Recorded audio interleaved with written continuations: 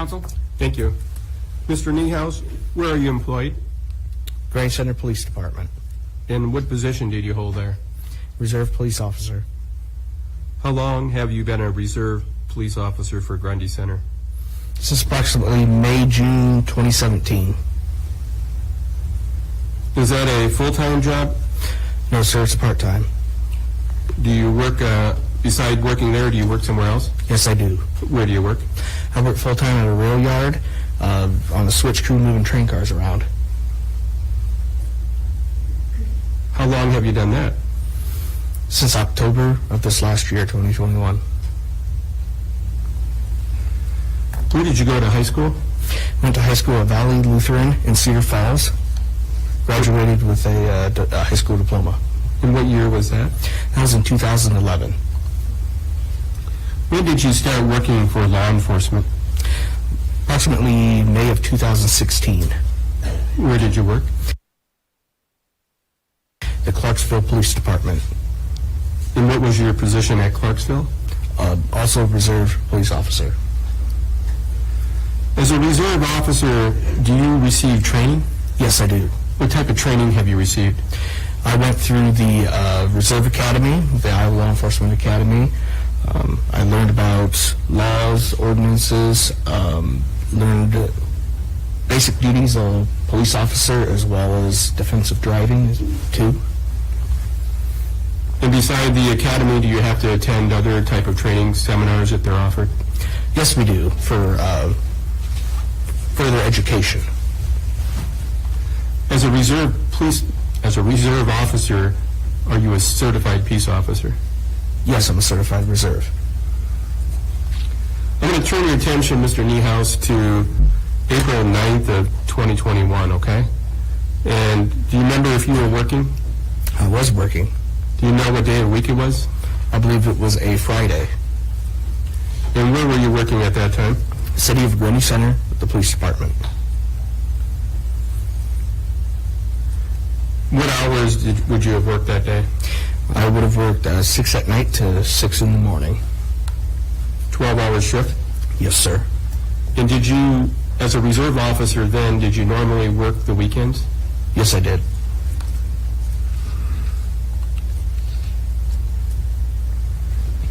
So that evening when you were working, did something draw your attention that started this case? Yes. What was that?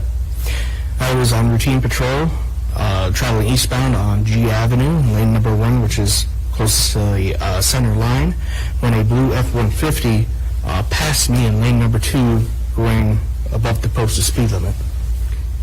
Is this in town or outside of town? It's in town. Now in Grundy Center, G Avenue, does that have also another highway name? Yes, it does. What is that? It's Highway 175. Okay. Is that connected with Highway 14? Yes, it does. So as that's coming through town, is it 2-lane or a 4-lane road? It's a 4-lane road. In what direction were you traveling? I was traveling eastbound. And you said you saw something. What did you see that caught your attention? Well, I noticed in my passenger side mirror that there was a pickup truck approaching me, and the vehicle continued to pass me, and even after passing me, continued to speed ahead of me. Were you in what type of car were you in? I was in a Ford Taurus, marked police vehicle with markings and a light bar on top. So you were in the inside lane, Yes, and then you saw the truck go by you on the outside lane? that's correct. What did you do? I immediately switched lanes from number 1 to number 2. I then activated my in-car radar and radared the truck in front of me. And what were you able to determine? I received a speed estimate of 38 miles per hour, and at that time we were inside of a posted 25 speed limit zone. Do you know approximately what time this would have been? Would have been approximately 7:21, I believe, in the evening. So once you determined the speed, what did you do? I then immediately ran the license plate of the vehicle, as I routinely do before stopping a vehicle, and then I called dispatch to inform them I was going to conduct a traffic stop. Okay. So when you say you ran the licensed vehicle, do you call in the plates? I do when I'm notifying them of a traffic stop. Okay. So how did you go about trying to activate a traffic stop? Well, as I was advising dispatch, I activated my squad car's emergency lights. Are they on the outside? Yes, they are. I know cars are different. Are they on the top of the... Yes. Yep. It's a full-size light bar on top of the vehicle. Okay. When you activated your emergency lights, what did you notice a truck do?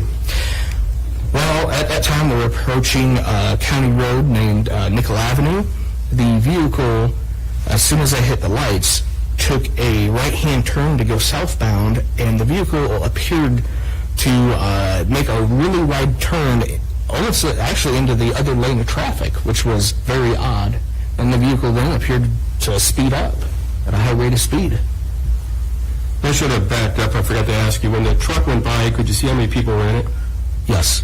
And were you able to see who the driver was? Yes, I could. As a small town, did you know the driver's name? Yes, I did. And who did you identify as the driver of the vehicle? Michael Lang. So you saw him follow the truck. You said your lights were on. How about your sirens? I did immediately turn on my emergency siren as I turned southbound when I believe the vehicle was fleeing from me. So when you turned on your sirens, what did you notice the truck do, if anything? It kept going. You said something about the truck made a wide turn. Yes. What did you notice? When it made the right turn, like I said, it went into the other lane of traffic, which is, odd. Normally people, when they make a wide turn, don't go right into the opposite lane of traffic. So that made me, on alert right off the bat. Did you continue to follow the truck? Yes, I did. Explain to the jury where you guys went. So after hitting my siren, I advised my dispatcher that I was in pursuit of a vehicle. We continued southbound on Nickel Avenue out into the county, approximately a mile or so beyond. And then at which point the vehicle at the first gravel road began to slow down. And then the vehicle turned onto the gravel road and came to a stop. And what did you do? I advised dispatch right away that we were pulling onto a gravel road, and I pulled up right behind the vehicle. So you estimated the distance from when you first activated your lights to you stopped about how far? Over a mile. And when you were following the defendant in his truck, did you have your in-car camera working? Yes, I did. And does your in-car camera, did it have working audio at that time? No, it did not. So it shows video? Yes, it shows video, but not audio. Okay. And prior to coming into court today, did the state provide you an opportunity to watch that on a thumb drive, State's Exhibit 13? Yes, sir. And did you watch that? Yes, I did. What you watched, did it appear to be fair and accurate? Yes. At this time, the state would offer into evidence the State's Exhibit 13, which is a thumb drive of the video of the in-car camera. No objection. 13's admitted.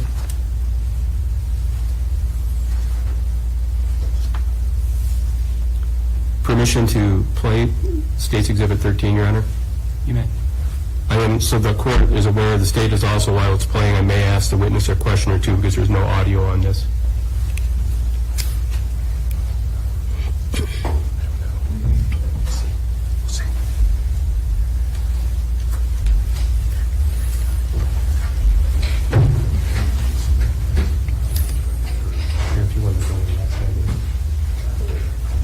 Thank you.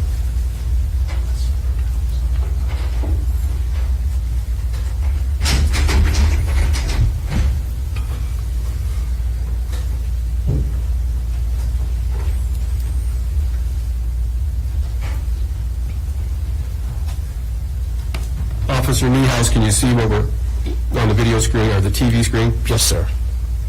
Does this appear where what are you doing at this point? I'm on routine patrol on the traveling eastbound on G Avenue.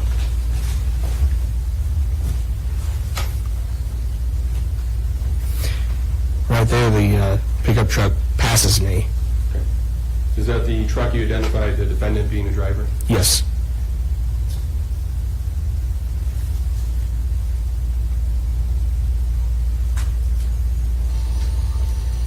Are you familiar with where Michael Lang lived then? Yes. Is he going by his house? Yes, he is passing his house right now. It's on the left-hand side. It's on the left-hand side. Yes.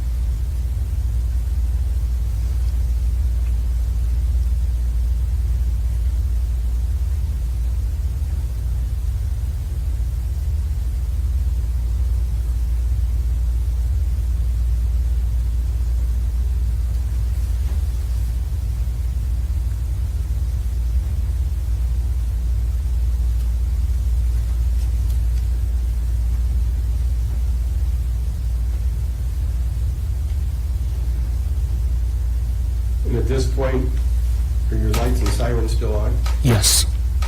You had any idea the speed you were going at this point? Approximately 90 miles per hour.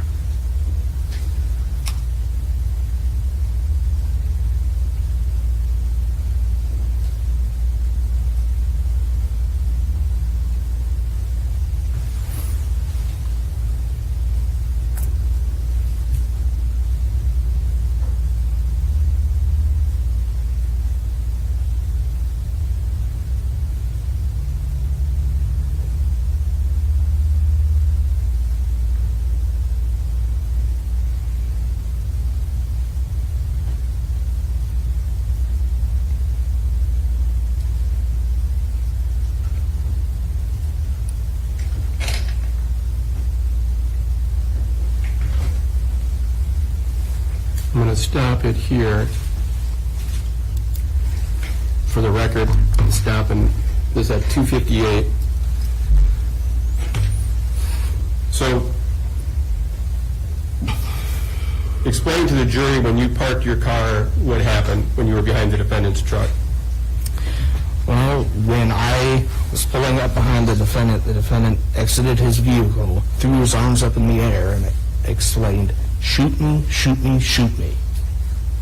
And then, as the defendant's approaching your car, what did you do? I was contacting my dispatcher to let him know that the defendant had exited the vehicle. Once I had done that, I opened my car door. I stepped out and I said, you know, what's going on? Because it was not normal for someone to do that. Did the defendant say anything? Yes, he did. I don't recall what it was, though. Okay. Were you able to get out of your car? Yes, I was. Explain what happened when you started to get out of your car. Well, when I started to get out of my car, he came at me, started pushing me. One of the things that he said to me was, pull your fucking gun, you fighting bitch. And at that point, I was trying. We fought over the radio, and he ended up ripping the radio out of my hands. I grabbed for my taser, and he ended up knocking that out of my hands also. What do you remember happening after the defendant knocked the taser out of your hand? I remember I stumbled back, at which point I looked over and I seen a red in color truck pull up next to me. And the driver opened the door, and I yelled at the guy, at the person, you know, help me, I need help. You know, so I was retreating back at that point, and that's when the defendant's attention was brought to the pickup truck. So what did you see the defendant do when this red pickup pulled over? He walked over to the vehicle. What did you do? I kind of did like a loop to keep distance from the defendant back to my taser. Were you able to grab your taser? Yes, I was. And where was your taser? My taser was lying on the ground beside my patrol car. What happened after you picked up your taser? When I picked up my taser, I turned back. At that point, the defendant was walking towards me. And I pled with the defendant, I said, Mike, I don't want to tase you. Please don't make me do it. I remember saying that. What did you see the defendant do? He charged me. At which point, I discharged my taser at him. Center mass. So when you kind of explain for us, how does this taser work? When you pull the trigger, what happens? Well, there's two probes inside that shoot out, and they have like a line that goes back to the taser, and when they hit the intended target, electricity will go through it to the person to incapacitate them. So did you see if the probes actually made contact with the defendant? Yes, it did. Did the defendant do anything? Yeah, it did. He ripped him right out from himself. And then what happened? And then he grabbed a hold of me, at which point I tripped and fell on the ground. What happened when you were on the ground? We were in a fight. He was punching me. I was, I tried to defend myself. I had my hands up. Did he do anything besides punch you? Yeah, he punched me and grabbed at me. I was able to, at one point, get up. And at that point, he got behind me somehow. And then he began to choke me. Well, can you kind of describe for the jury how the defendant was choking you? In the heat of the moment, I, honest to God, thought my radio...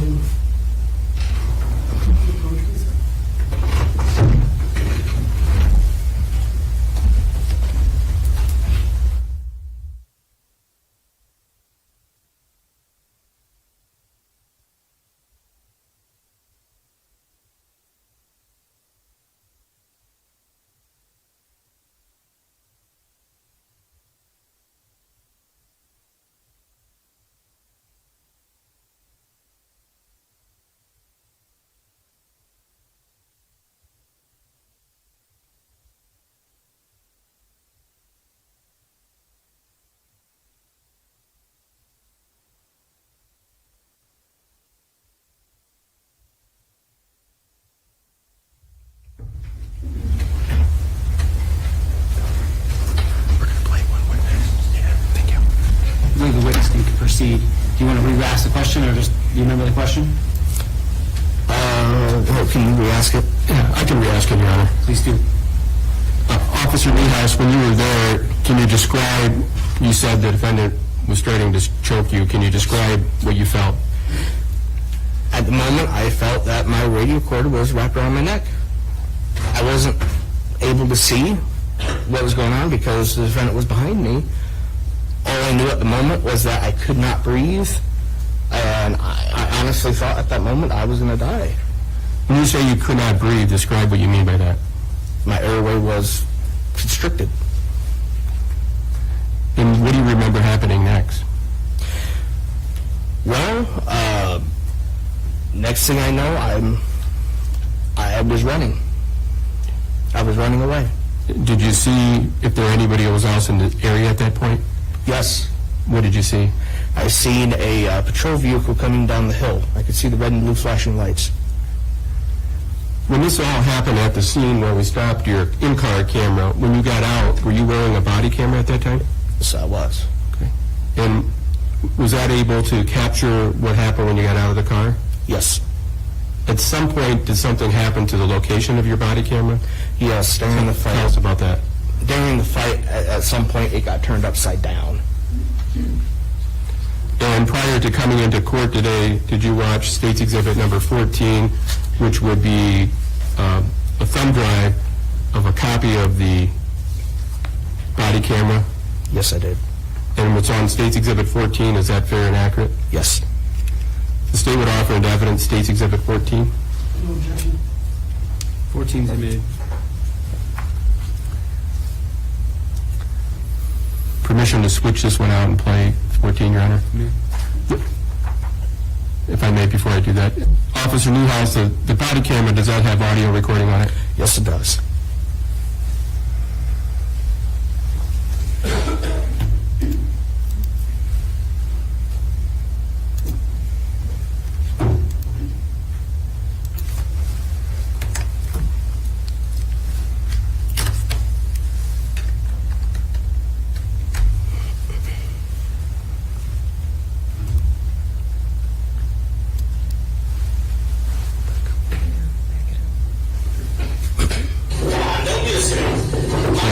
I thought the TV is on.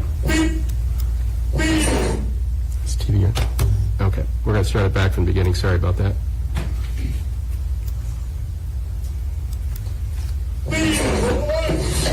Oh, come on, Mike. Come on, don't do this to me. Mike, throw my gun. Mike, no, I'm not going to. Throw your fucking gun. I'm not going to. I'm not going to. Get me by the car now! Stop it. Stop it. Come on, girl. Mike.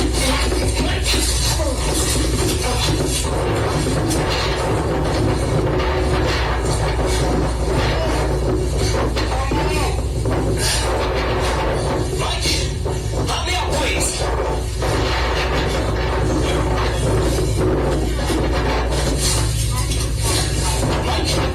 Mike, I'll change you. Mike, don't let me go, please. Mike, no! Mike! Help me!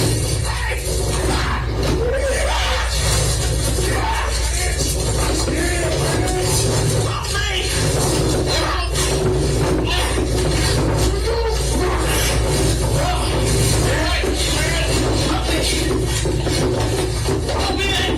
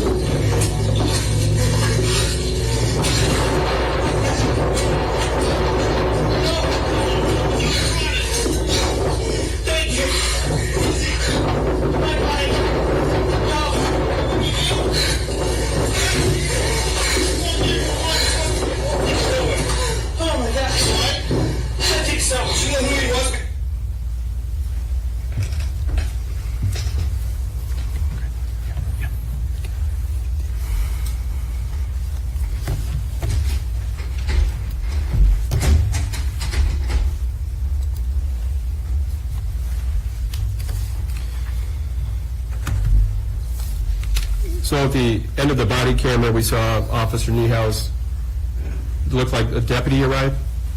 Yes. And who was the deputy? Sam Broom. And what do you remember happening when Deputy Broom arrived? I ran to him and told him I needed help. Do you remember what the defendant did? The defendant was over by his pickup truck, yelling stuff. Did you see if the defendant stayed at the scene or what happened? No, he jumped in his pickup truck when Deputy Broom walked up to him, and he sped away.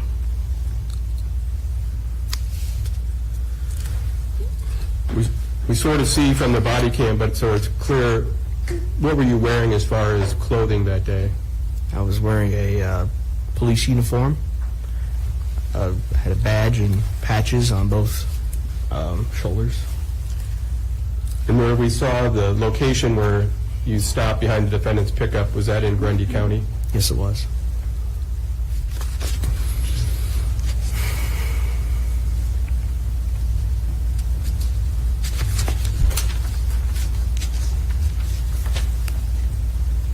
So after did Deputy Broom stay at the scene? No, he asked if I was doing all right, and I told him to go chase after Mike. So Deputy Breen got in his patrol vehicle and took off afterward. What did you do at the scene? I stayed at the scene until a supervisor could show up. Okay. And who showed up? Alyssa Lowe. Who is she? Oh, she's a police officer for Grundy Center. What happened when she arrived? She did a quick assessment of how I was doing. I was, at the time, had like shortness of breath, complained of pain, so I ended up going to the hospital.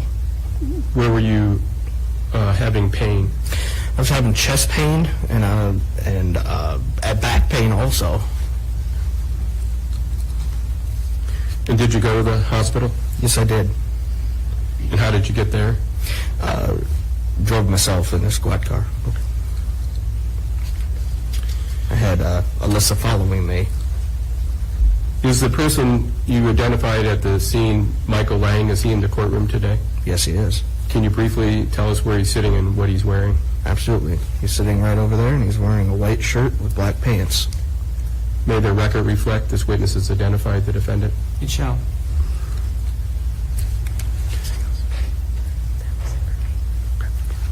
I don't have any other questions. Thank you. Cross. Thank you. Officer, you spoke about having the taser on you at one point in the beginning. Is that correct? Yes. At no point did Mr. Lang try to grab at the taser. Is that true? He knocked it out of my hands, but he didn't he didn't grab it to take it. Exactly. He didn't reach forward and try to take it away and use it against you. Is that correct? No.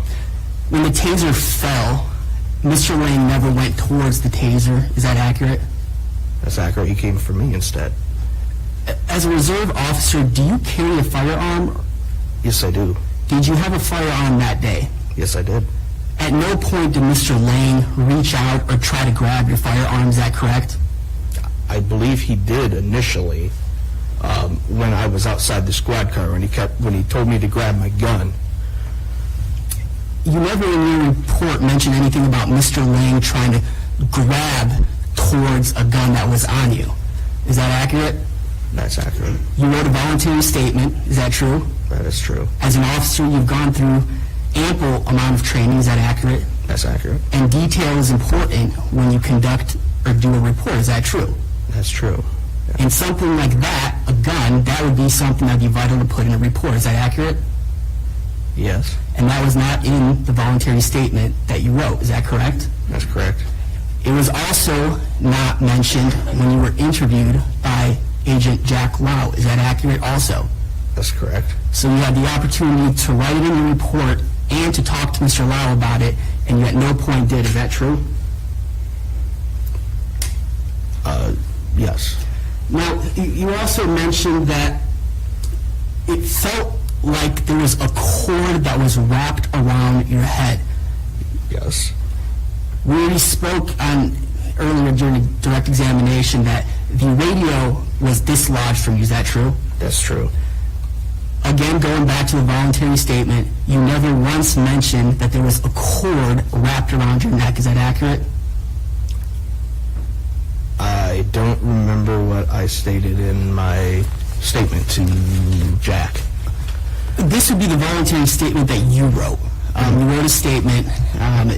Would it help if I showed you that statement that you wrote to help refresh your recollection? Sure. Your Honor, may I please approach the witness? You may.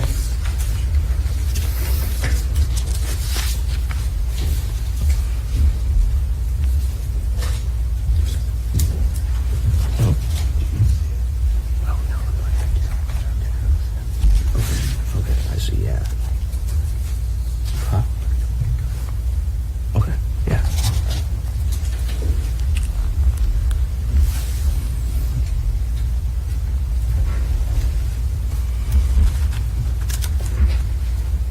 Mr. Niehaus, or Officer Niehaus, did that help refresh your recollection? Yeah. I'd like to ask the same question. In the voluntary statement that you wrote, you never mentioned that there was any kind of cord wrapped around your neck. Is that accurate? Yeah, that's accurate. Can I explain why, though? Just yes and no questions for now. That's fine. Now, after this incident occurred, you mentioned that Officer Lowe showed up. That's correct. Now, Officer Lowe is actually the one that indicated that you should go to the ER. Is that accurate? That's correct. There wasn't an ambulance called. Is that true? That's true, yeah. Like you mentioned, you drove there by yourself. Yes, with the following, yes.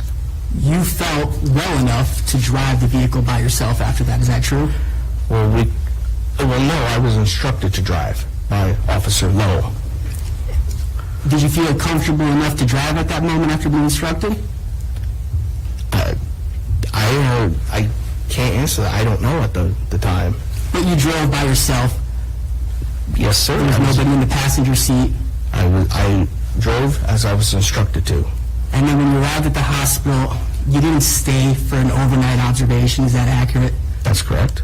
You didn't have any kind of surgery or medical procedure done that night. Is that true? That's correct. You were seen by the doctor, and then you left. Is that accurate? Yes. No further questions. Redirect? Yes, thank you.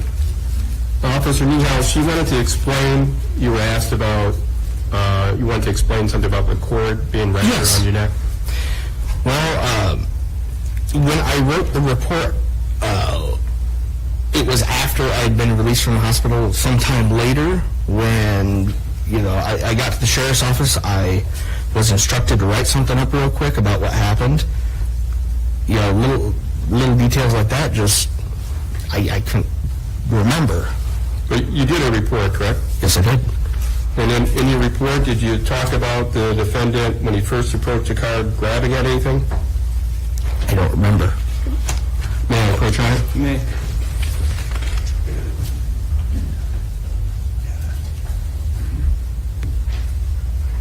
I want you to read it to yourself, Officer Niehaus. Save a little time, we'll show what we're looking at. If you just read in that area and tell me when you had enough time. Okay. Yeah. And did you indicate the defendant was grabbing at something? Yes, I indicated he was grabbing at my uniform. And can you show the jury what you mean by that? I mean, can I stand up? May you stand, Your Honor? The defendant was grabbing me around like this area. I wasn't able to see exactly where, but he just kept grabbing at me. Where would your gun been located? My gun would have been located right here, right approximately in the area that he was grabbing me. And then, you may sit down, thank you. Officer Niehaus, and in that report, did you also indicate if the defendant was choking you? I did indicate that he was choking me, yes. And did that in fact happen? Yes, it did. And did you have trouble breathing? Yes, I did.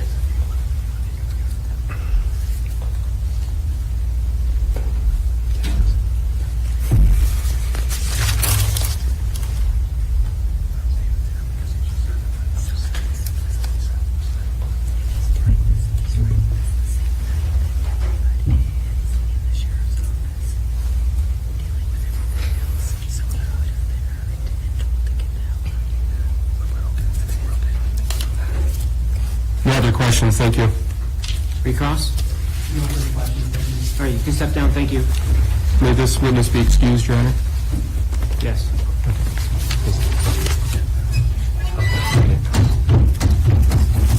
Let's call your next witness, please. Thank you. The state would call Michael Dorothy to the stand.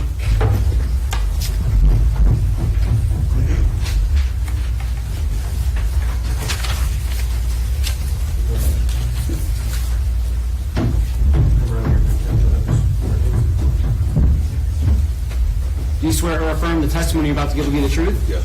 Have a seat. Tell me your full name. Michael Dorothy, How do you spell your last name? Dorothy. Thank you. Counsel? Thank you. Mr. Dorothy, can you tell us what town you live in? Waterloo, Iowa. And approximately how long have you lived there? 3.5 years.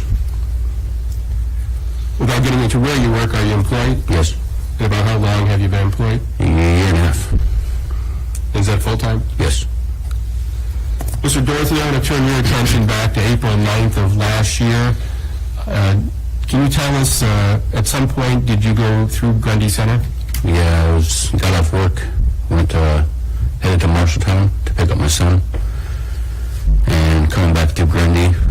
I'm on Highway 14, 175. Gonna get ready to take a left to head north out of town. Okay. And I'm going And to stop you just for a second, since some of us may not be familiar with Grundy Center as well as you. When you're going through Grundy Center in downtown, is that a 2-lane or a 4-lane road? it's a 4-lane road. Okay. And do you remember which lane you were in? I was on the inside lane. All right. And what type of vehicle were you in? Red Chevy Avalanche, You mentioned you and your son was there. How old was your son at that time? 13. Sorry to interrupt you. So you're going through town. What did you notice? This city cop was in front of me. There's a truck going on my right-hand side, passing me fairly fast. Speed limit, I think, is 30, 35 in town. And I looked over at my son, and I says, this is what you don't do when there's a cop. You don't speed around him. Trying to, teach him a little bit, because he's getting ready to drive. And the truck keeps going past the cop at the same speed, if not faster. And I looked at him and says, we're going to follow, see where this goes. Officer pulled on his lights. I was supposed to take a left to head out of town to go back to Waterloo, but we followed to keep our distance just to see what was going to happen, to kind of teach him a little bit. And I noticed they turned on a road that I'm familiar with, Nickel Avenue, and they headed out, and I was still in town, kind of, on the outskirts of town, heading that way. And I followed and popped over a hill, and I saw the two vehicles stopped on the gravel road and on Nickel, and officer was waving down his hands, help, help, help. So I stopped. So when you were in Grundy Center, did you leave the city limits then? Yes, Went out into the country? yes. So when you're approaching the intersection, where was the police officer, if you remember? They were probably in the intersection out there in the country. Okay. He was kind of the gravel road to the main road, kind of walking out to the road to wave me down because he saw me coming, obviously. What did you do? I slowed down and stopped. And as the officer approached you, how would you describe his demeanor, how he was acting? He was shook up, scared, something was going on. Could you remember if he was saying anything? It's Mike Lane, help, help, help. What did you do? I pulled over, got out of my truck to see what was going on, and that's when Mike got in my face and asked me what I was doing, and I says, just heading home. Let's back up a second. So did you stop your truck? Yes. And How I close walked to my, the patrol car did you stop? probably 10 feet behind. And when you stopped your truck, did you stay in or get out? I opened up my door and then closed it, had my son lock it so nothing could happen to him. So when you got out of the door, what did you see then when you got out of the truck? Officer Nealhouse was kind of picking up his stuff, if I remember correctly, getting his roundabouts rounded, and Mike Lane was approaching me, asking me what I was doing there. So when the defendant asked you what you were doing there, what did you say? Said I was heading home, and did the he officer ask- waved me down. Okay, I want to apologize for interrupting you. Going back, when the defendant said that, did he say it in just a normal tone? No, he is. What did he say? The fuck are you doing here? Get the fuck out of here. And what did you do or say? I said, I'm just heading home. What are you doing? And don't fucking worry about it. Just fucking leave. So then I got in my truck because the officer was back on us getting his stuff rounded up. I thought he had it under control. I got back in my truck. Okay. When you got back in your truck, did you move or what did you do? I dialed 911 and told them to get more officers out here. As I put my truck in reverse, I noticed that they were wrestling around again, fighting. This time he had him in a chokehold. Who had who in the chokehold? Mike Lane had officer in a chokehold. Can you describe how their bodies were positioned? They were facing the vehicles, their backs to the ditch, so they would have been facing north and south. And can you describe did you see if the defendant had if his hands were on the officer? Yeah, his one arm was around his neck. Can you show us what you mean? And for the record, you're demonstrating with an arm where the elbow is in by the neck? Yeah. And was the defendant in front of or behind the officer? Behind. When you saw that, could you see what the officer was doing? Trying to get his hands between his arms so he could breathe still. What did you do? I put my truck in drive and kind of drove towards him to hopefully separate him. as I'm on the phone with 911 still, it does separate them. Niehaus gets away from him, and he comes running to the driver's side of my truck as I'm reversing out of the road, and Mike Lang is going on the passenger side of my truck, not doing anything to my truck, just walking with us as we're backing up down the road. And then I look in my rearview mirror and I see lights coming, and then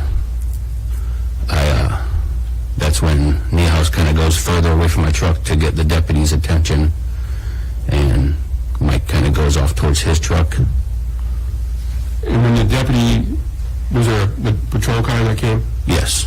Did you keep your truck where it was, or did you move it? No, I backed it and across the highway in that gravel road that's facing that way. And why did you do that? Get out of the way of the deputy. What did you see happen when the deputy arrived? Deputy got out. Mike Lang was walking back towards his truck, and then he took off, and then the deputy went around the two vehicles, around the squad car, and followed him. And I didn't see where they went to after that. I stopped and helped Cody pick up all his stuff. And while you're helping Cody pick his stuff up, how would you describe his demeanor at that He point? was shaken up. Did any other law enforcement officers arrive? Another officer, Lau, I think that's how you pronounce her name, showed up to assist and make sure he was doing okay, and then to see if he needed any help to go to the hospital or what all was going on. Then at some point, did you provide a written statement? Yeah, I followed. So Cody was in first, then Alyssa was behind him in her car, and I followed them to the hospital and parked outside, and Alyssa gave me a piece of paper to write my statement on. And then were you interviewed shortly after that as well? And then the next day, it would have been Saturday, around 11 o'clock, I want to say, at the casino here in Waterloo. DCI agent came and interviewed me.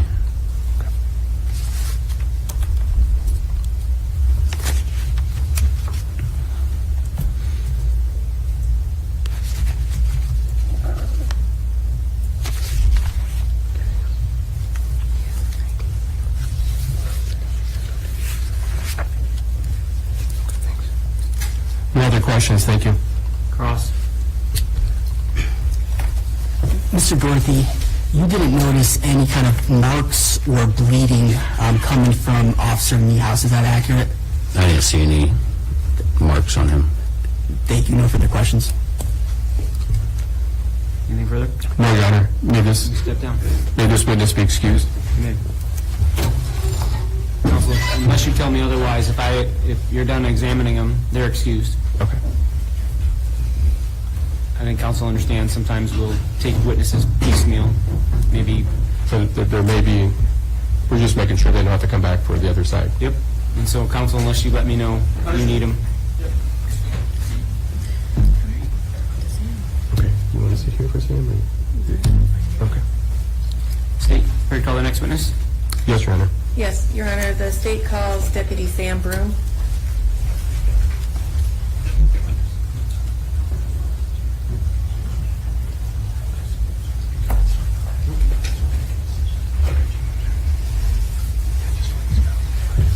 Do you swear or affirm the testimony you're about to give will be the truth? Yes, Your Honor.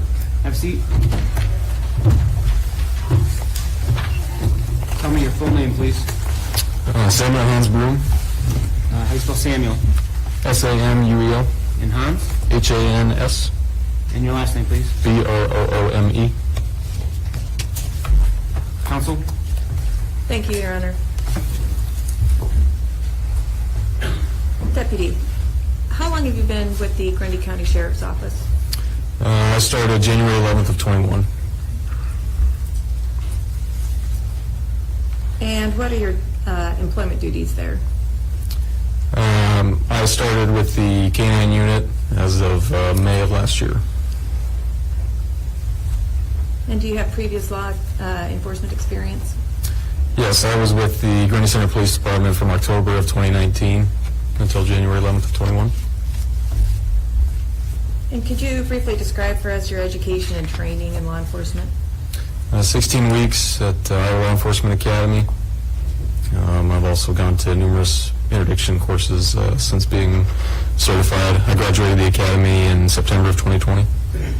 And do you have any education beyond the ILEA or preceding the ILEA? No, ma'am.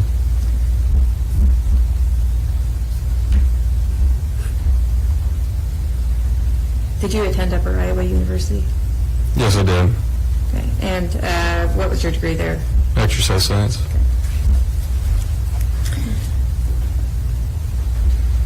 Were you on duty the night of April 9th, 2021? Yes, I was. And what shift did you work that night? 7 p.m. to 3 a.m. And can you tell us about what occurred when you came in for your shift at 7 p.m.? I started my shift. I went into dispatch at the sheriff's office. Overheard Reserve Officer Niehaus initiate a stop, which led into a pursuit. When I heard that over the radio, I then left dispatch and went to his location. Did you know who Officer Niehaus was trying to stop? Yes, I do. And so you left the sheriff's office to assist Officer Niehaus? Yes, ma'am. Okay. And where did you go? T45 and 250th Street. And does T45 have any other name?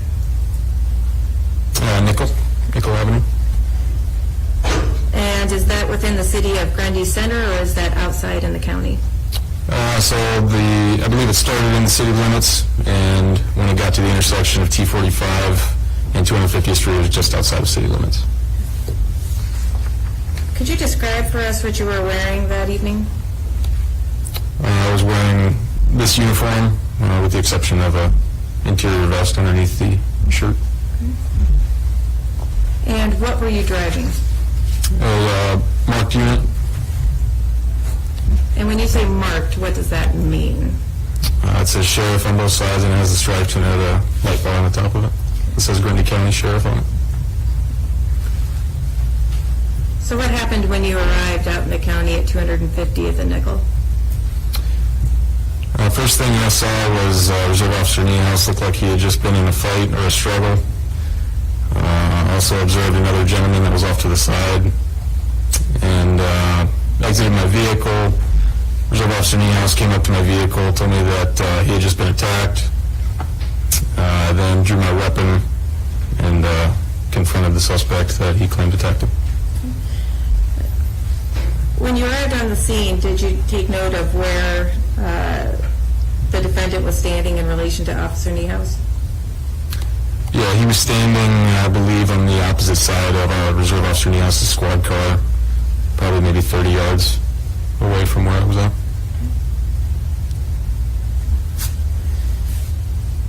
And so you just stated that you pulled your weapon, is that correct? Yes, ma'am. What did you do then? I began giving the suspect commands to get his hands up. I began walking towards him, and he then started to walk away and was not complying with commands. Did he say anything to you at that time? He uttered something under his breath that I couldn't make out initially, and then he stated to come get me, is what he said. Did he comply with your command to raise his hands? He did not.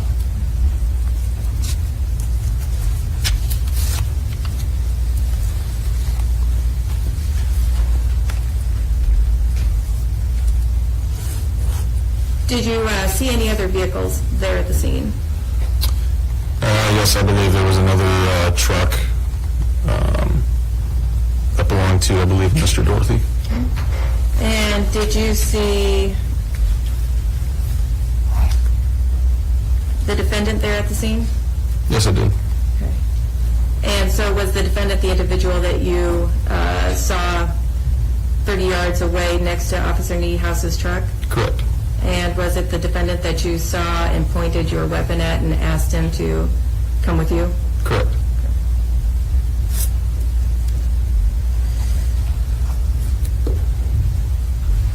So what happened after you asked the defendant to put his hands up? Excuse me, he did not put his hands up. He turned away, started walking back towards his vehicle, and that's again when I heard him utter something under his breath, and then before he got into his vehicle, it looked like he smiled and said to come get him.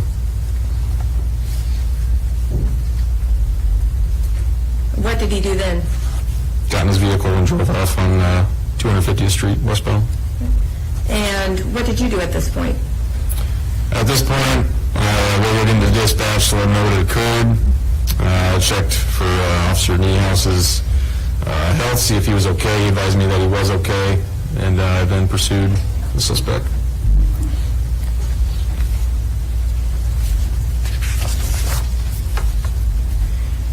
Did you have a clear line of sight on the defendant's car? Initially, I did. There was a time delay from when I started pursuing him in order for me to check on Officer Niehaus. Once we turned northbound on N Avenue, I lost a visual of him. What did you decide to do then? After I lost the visual, we were getting back into the south side of Grundy Center into city limits. I no longer had a visual, so I went to his residence to see if he went there. And what did you see when you arrived at his residence? Same vehicle that was out on the traffic stop, and I also saw the suspect defendant standing by his the access door near the garage, and I saw him go inside that door.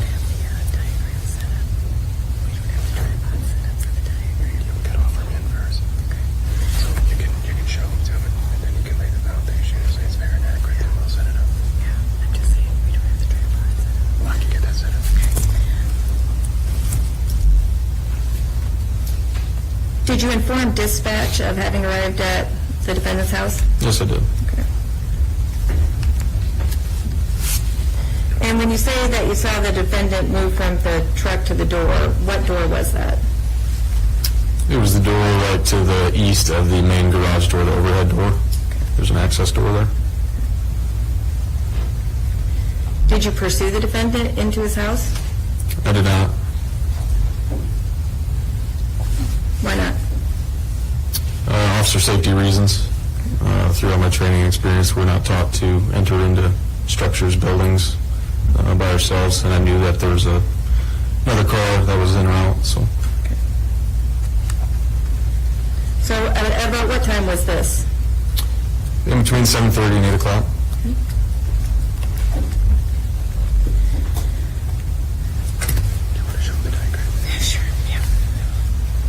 Your Honor, may I approach the witness? You may. Thank you.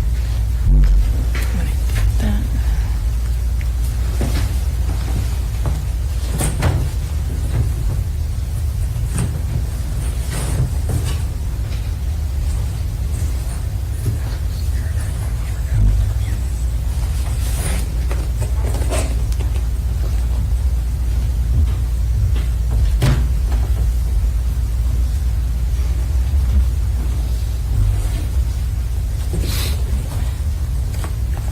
Deputy, this is what is marked as State's Exhibit 2.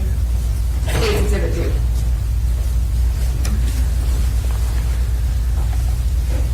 Do you recognize this? Yes, I do. And what is it? It looks like the layout of the defendant's residence. And is this a fair and accurate representation of the layout of the defendant's residence? Yes, it is. Your Honor, the state would offer State's Exhibit 2 in evidence. Any objection? No objection. Two submitted.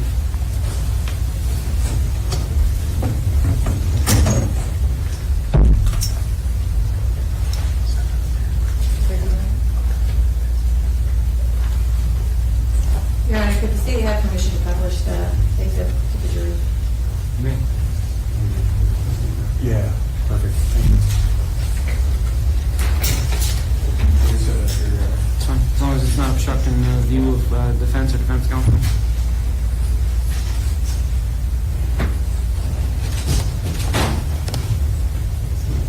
Deputy, can you see it from that angle?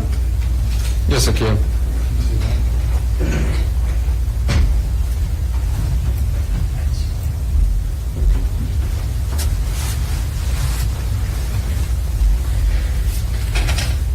you just told us that you arrived at the defendant's home and saw his truck in the driveway. Could you indicate on a diagram where that is? Let's see here. So, this is where that access door I was just saying was at, and his truck was parked right here. This is the driveway leading right up to the garage door right here, this overhead door. And did you see the defendant enter the access door? Yes, ma'am. This door right here.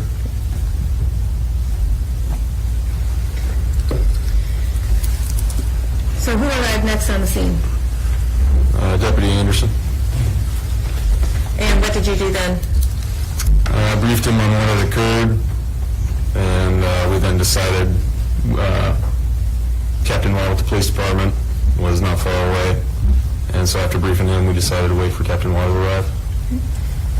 And did you wait for Captain Waugh because this is inside the city of Grundy Center? That, and we also knew not to go into the residence, just the two of us, if we had the availability to get more officers there. Did you do anything while you were waiting for Captain Waugh to arrive? Yeah, we, as soon as I arrived, and Deputy Anderson arrived shortly after me, I knocked and announced who I was, yelling out loud for Michael to come to the door with his hands up, and that we wanted to talk with him. So could you show on the diagram which door you knocked and announced? It's a little tough to see, but there's a front door right in this area right here that I knocked and announced on, and I believe Deputy Anderson knocked and announced on this access door here. And when you say that you knocked and announced, could you tell us what you said? I yelled out that it's the sheriff's office, and that we need him to come out with his hands up, and that we need to speak with him.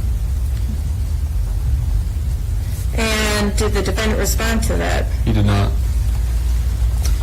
And when you announced, did you say it in this tone of voice or a different tone? I yelled it.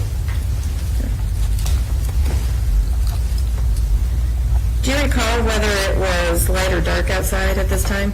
It was sunset, so there was just, well, it was not great visibility, but Did you notice any lights on in the house? only one that we noticed was a small light in the basement that was in the corner of the basement. Other than that, there were no lights on.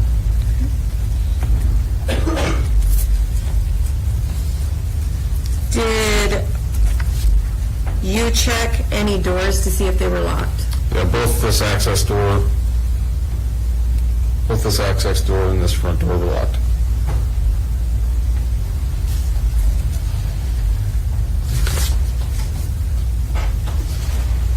Could you see through any of the windows into the house?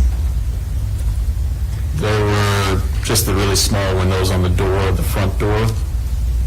We could see through, but very minimal visibility. All the other windows were covered. So what happened when Captain Waugh arrived?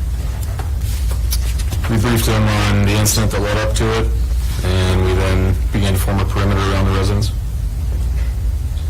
And what is the purpose of establishing a perimeter?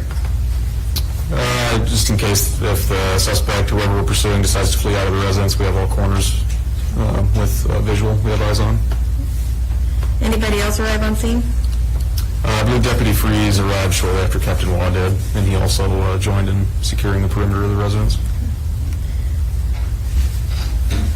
And who was any other law enforcement agencies contacted? After we told dispatch to have the chief of police come be incident commander, Chief Frost then requested a K-9 unit from Hardin County as well as state troopers. So when Chief Frost arrived on the scene, he became the incident commander? Yes, ma'am. Okay.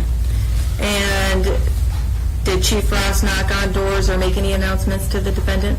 Yes, ma'am. Chief Frost knocked on the front door right in here. He knocked and announced who he was multiple times on the door with no response. Anybody else arrive on scene? I believe the defendant's father arrived, and we also informed him of what was occurring. Chief Frost spoke with him, and he agreed to come up to the front door and also knock on the door and announce who he was as the defendant's father and asked him to come out. And was there any response from the defendant? There was not. Did you learn anything from the defendant's father at that point? So we asked him if there were any... Counsel? Sidebar.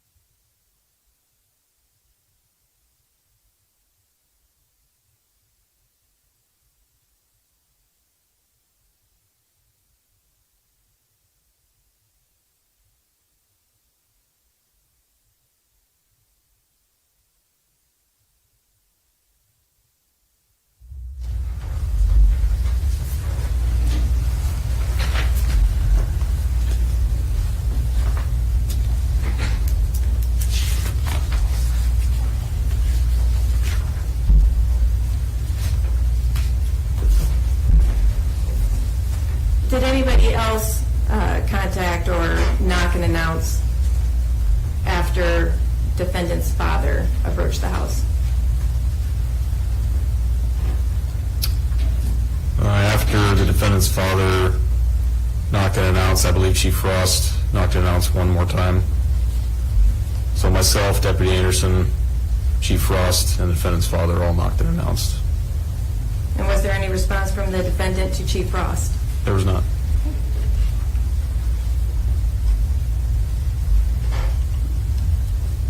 Who arrived on the scene after that announcement? I believe multiple state troopers arrived, as well as a Hardin County K-9 unit. And what did you do then? Myself and Deputy Anderson briefed them on what had occurred, and Chief Frost also briefed them on his involvement so far, and they then decided to form a plan of what they were going to do as far as entry into the residence. Did you know the troopers that were there? Trooper Lively, Trooper Barnes, Sergeant Jim Smith, and Trooper Stadmuller.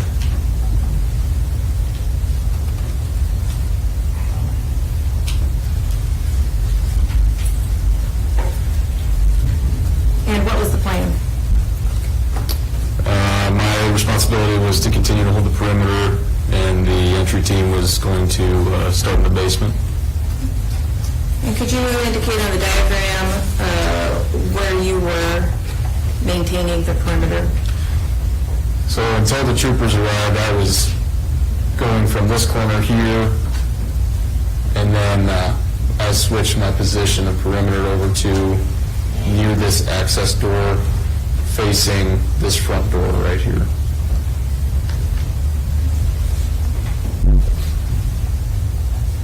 And what was your purpose in changing your position? So once we got more numbers of officers, I switched to this position of perimeter right here in case the suspect, the defendant, came out the front door right here, knowing that we had the rear and sides of the residence covered.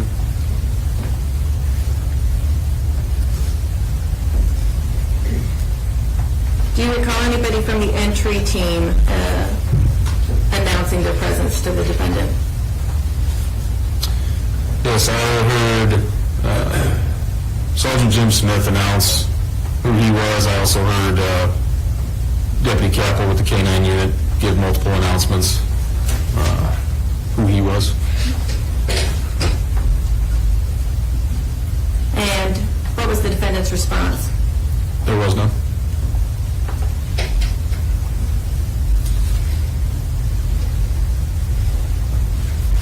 Did you hear the entry team enter the house? I did.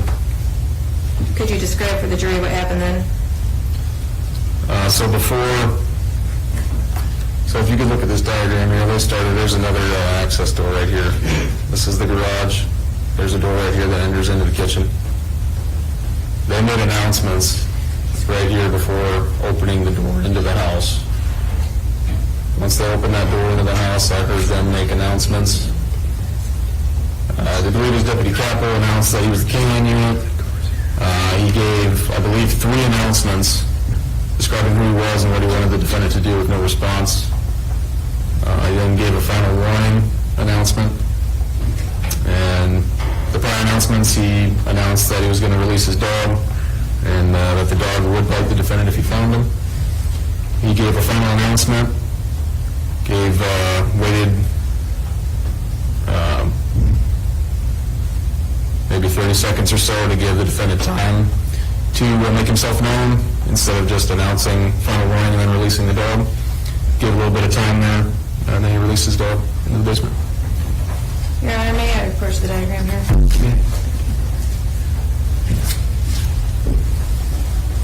Deputy, I know it's hard to see from over there, but you were indicating that the door to the residence from the garage was around here. Correct. And these dark black lines represent doors, and the walls are actually not filled in. So is the door to the house from the garage is here, right in front of this desk? That's correct. Yep. Sorry about that. That's correct. Right there.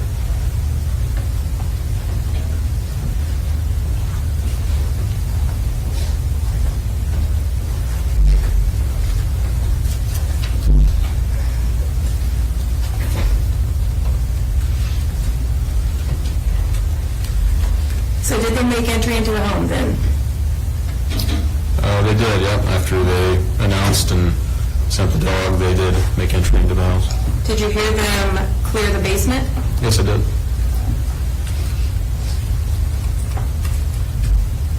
Did you hear officers say that the basement was clear as well? Yes, I did.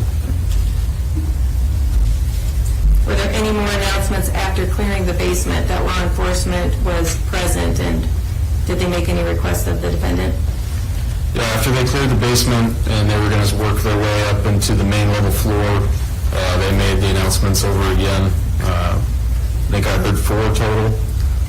Again, with the 4th one being final warning, letting him know that the dog would bite him if he found him. And after that final warning, they waited a little bit for give the defendant a chance to surrender before sending the dog, and there was no response. So. And during this time, you're stationed or posted outside the garage, correct? Yes, ma'am. And during this time, did you see any movement from the house? I did not. Did you hear any response from the defendant? Not at this time. Did you see any lights come on in the house? I did not. Okay.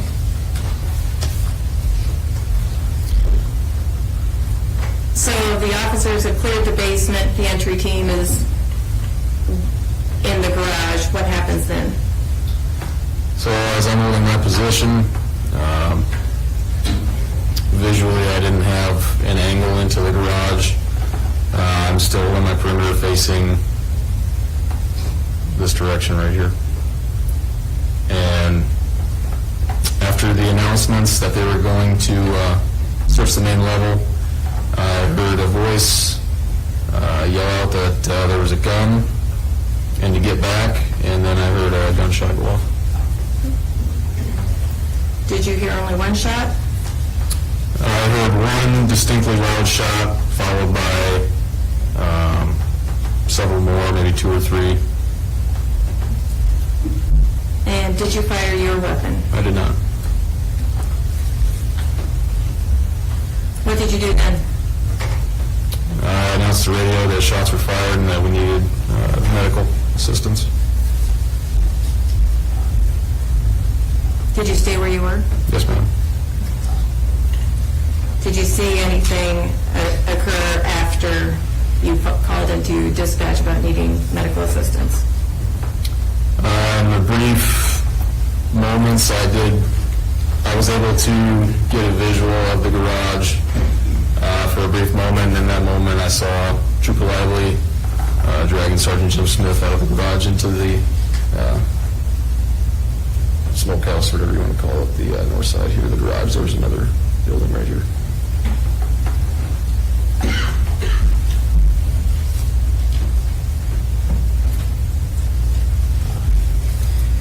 What did you do at that point? I maintained my position. What could you hear? I heard a voice coming from what sounded, if you look at the diagram, it sounded like it was right in this area here inside the kitchen. I heard him shout to get out of my house and to take your dog with you. I heard that multiple times. And I also heard the defendant shout to, again, this is from this area right here, to get out of the house or to start shooting.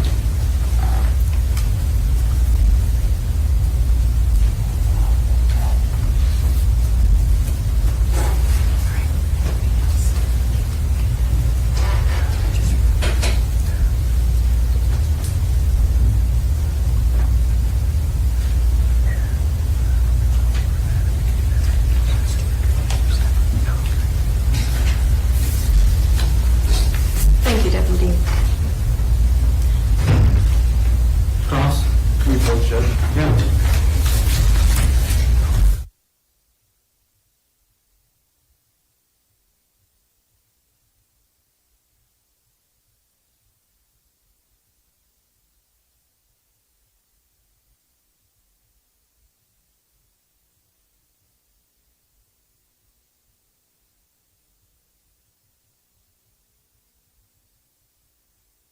Break, so it's going to be a brief one. But if you need to use the restroom or whatever, feel free to do that at this time. But I'll ask you to just stay in your jury room until we call for you. PGI admission during the break. I'll ask the jury.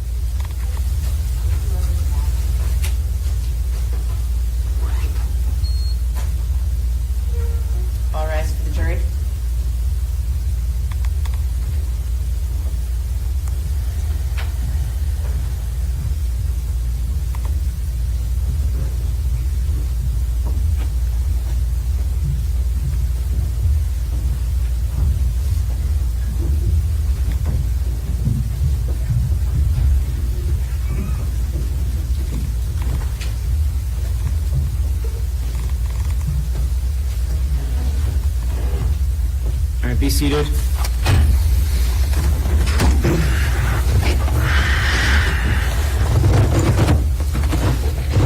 Cross.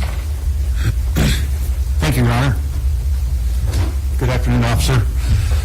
You were the first to arrive at Mr. Lang's house after the incident with Cody Niehaus, is that right? Did you ask, was I the first? Yes. Yes, I was. Okay.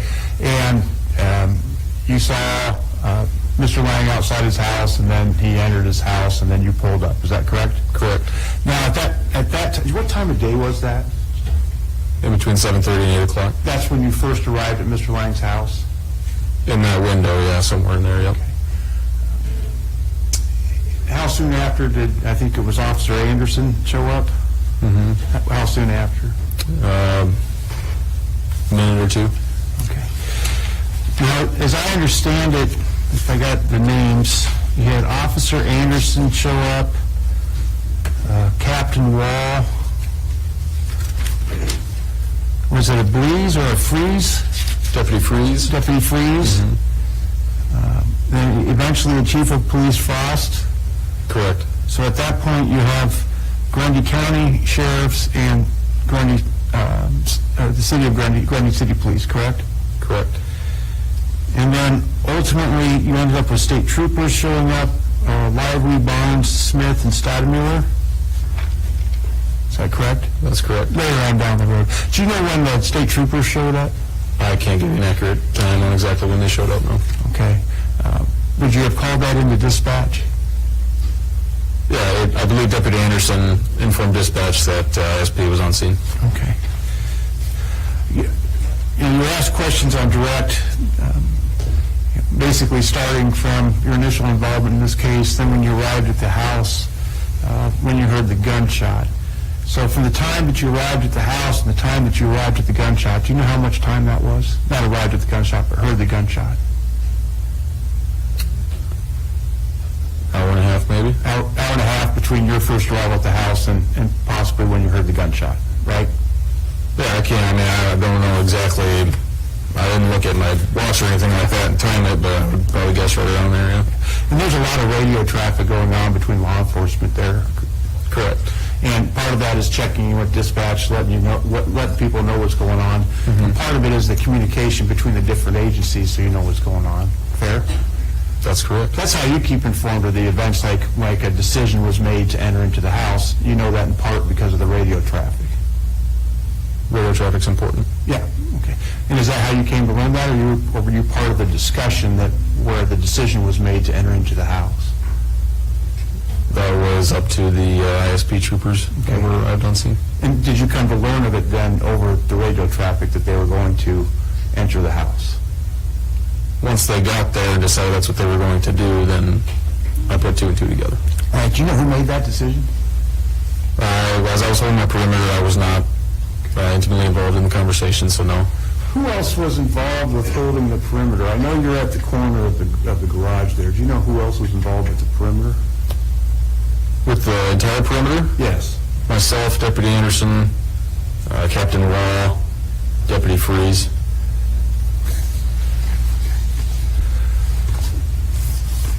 Over the course of the time, how long were you at Mr. Lang's house until this was all said and done and you got to go home? Well, I got there probably a half hour after my shift started and maybe ended up leaving sometime after midnight, I believe. Leaving his home? Correct. Okay. Do you know in that time how many different law enforcement officers and how many different agencies showed up to Mr. Lang's house? From the time I got there and the time I left, you're saying? Couldn't give you a number. Okay. More than 10? More than 10, yeah. And since you're on the perimeter, you're seeing the activity that's going on. I'm assuming, with maybe the exception of Captain Frost, who I understand was off duty, everybody was in full gear, uniform? Correct. It's, Chief Frost was the one that arrived. We called him, being that he's the chief of police, he needed to be involved in a call like that, an incident like that. And was every member of law enforcement that showed up at that scene armed? As far as I know, yes. Okay. What kind of arm did you have? I had a Glock 40. Okay. Did other people have long guns or rifles, or? There were rifles there. Correction on mine, it's a 40 caliber, it's a Glock 20. 40 caliber. Okay.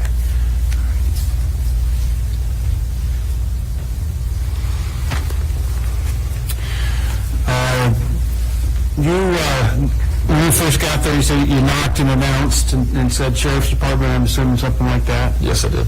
Okay. And you were telling Mr. Lang to come out and talk? Yes. Okay. And did he come out to confront you? Nope, he did not. The house, the perimeter of the house, I'm going to show you what's been marked as State's Exhibit 2. Just for clarification, and I think it'll be easier when you're up close and some of the lines are thin here, but these dark dashes are either windows, as I understand it, or doors. Correct. And the doors, the way you can tell the difference is the doors have a little curve with them, so you can see which way the swing interact. Right. Is that understood? Okay. So as far as those windows are concerned, or maybe a garage door is an exception, but you know, there's at least some large pane windows and several small windows all throughout the house on the perimeter. Is that fair? Yes. Okay. Does that include what's been done to the north side of the garage, what's been called the smoke room? It does include that, yes. Okay. Now,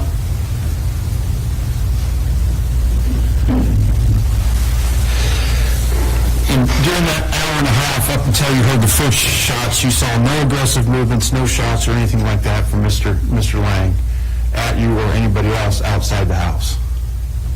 Correct, we never got a response when we asked for one. Okay. Now,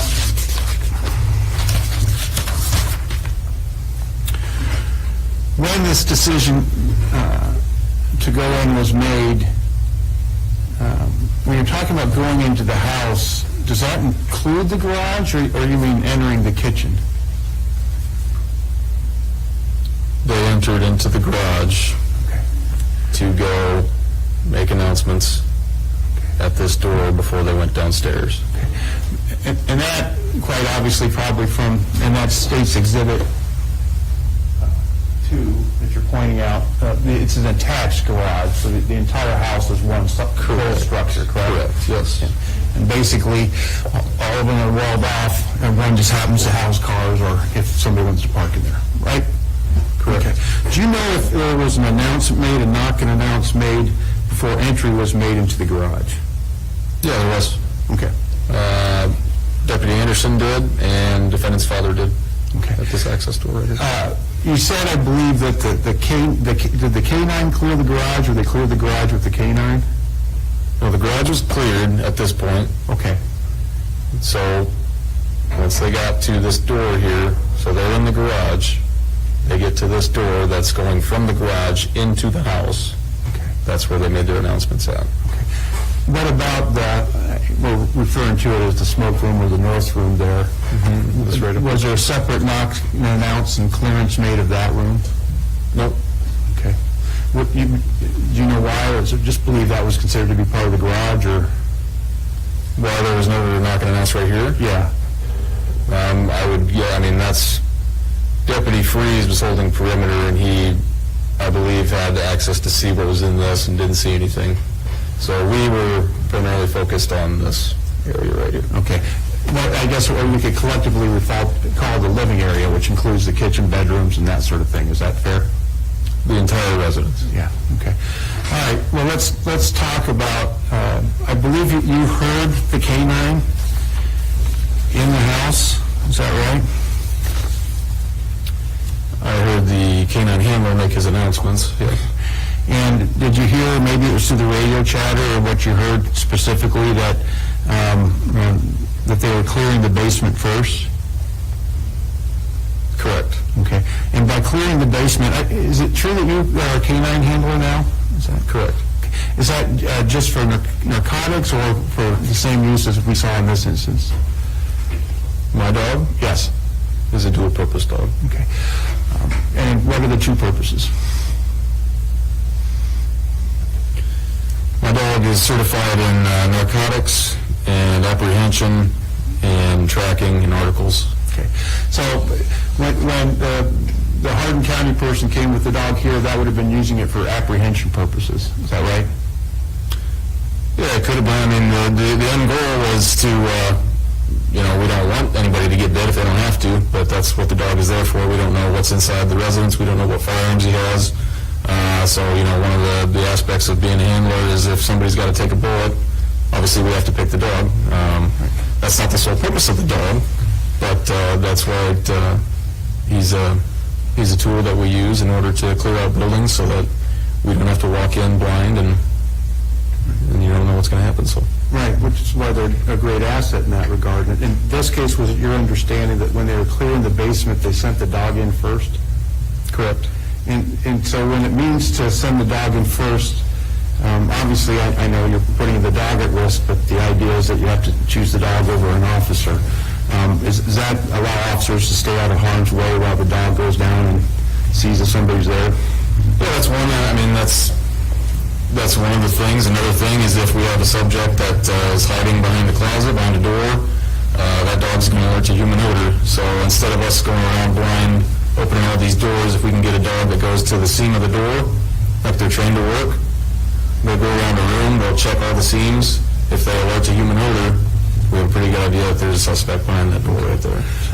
But when you're yelling the commands in this case that you were hearing that they'll bite you, and you give the final command that they'll bite you, that's telling the person that presumably is on the other side that it's really not a search mission, that the dog is coming in to apprehend you. Is that right? The dog is used, one, so that the suspect will hopefully comply. Nobody would like to get bit by a dog. And then, if they're, like I said before, if they're hiding behind something, if they're in something, that dog will alert us and narrow down our search so that we can, one, save time and also the safety of officers. I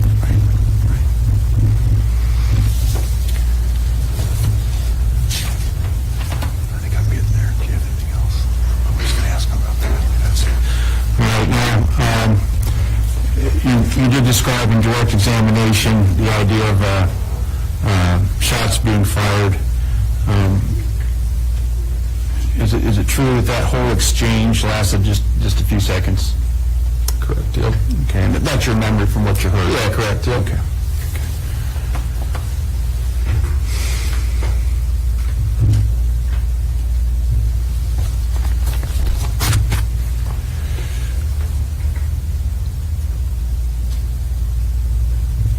I think that's good. I was going to talk about the stairway, but I think I'm good.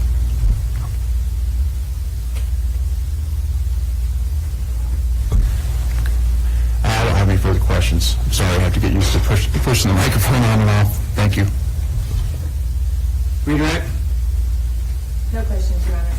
All right, you're excused. You can step down. Thank you, Your Honor. Let's call our next witness. Calls Chief. Sorry, I meant that counsel was approaching. Yes.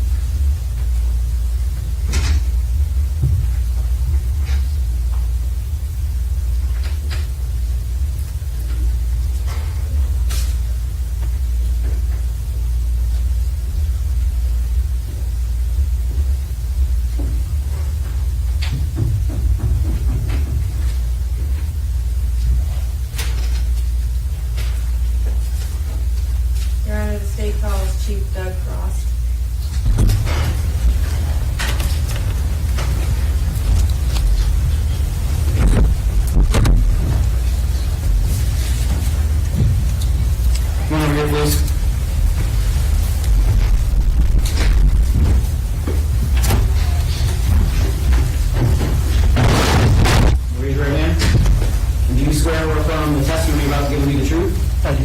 Have a seat. Tell me your full name. Douglas Paul Frost. Counsel?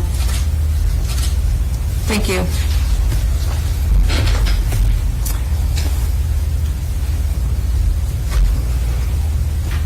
Mr. Frost, that feels strange. What have you most recently retired from? The Grundy Center Police Department. And what was your position there? I was the chief of police. And how long were you chief? Approximately 8 years. And how long have you been with the Grundy Center Police Department? About 31 years. And under your command, in April of 2021, how many officers were under your command? Well, at full staff, we're typically 5 officers, but I had 3 at the time. 3 full-time officers and 2 reserves. And was one of your reserve officers Cody Niehaus? It was. Could you explain to us how you worked the shifts for the Grundy Center Police Department? Typically, our shifts run from 6 a.m. to 6 p.m. would be, and then 6 p.m. to 6 a.m. And as part of your duties, could you, or as part of your training and education in law enforcement, could you tell us what that involved? I graduated, I started out as a reserve officer and then attended ILEA, Iowa Law Enforcement Academy, became certified and was hired full-time by Grundy Center Police Department. I also have a 4-year degree in industry from the University of Northern Iowa. And do you also have ongoing, or did you have ongoing training on an annual basis? I did. Throughout the years, ongoing training every year, up to 12 hours a year. And you're recently retired, correct? I am. And when did you retire? March 31st Of what year? of 2022.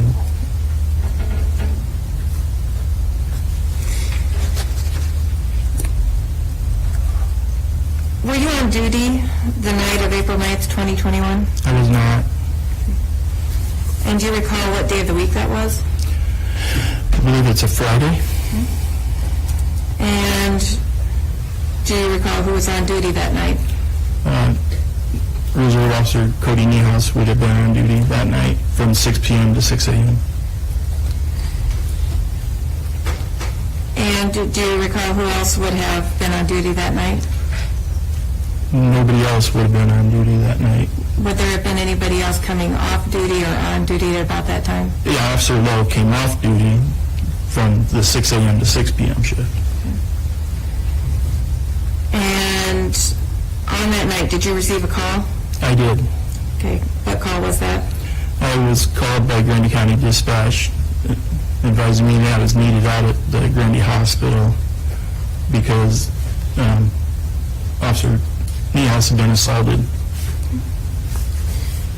Did you learn anything else in the call? That he had been assaulted by Mike Lang. Did you go out to the hospital? I did not. I was diverted from that call to go to the defendant's residence. And what, do you know the address of the defendant's residence? It's 305 G Avenue. And how long did it take you to get to his residence? Maybe 2 or 3 minutes, 4 minutes.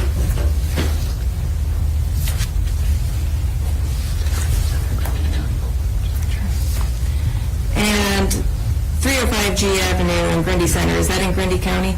It is in Grundy County. And when you arrived at the defendant's house, what did you observe? I observed Deputy Broom and Deputy Anderson on the front of the house, and then Captain Law, I was told, was on the back on the northeast part of the house.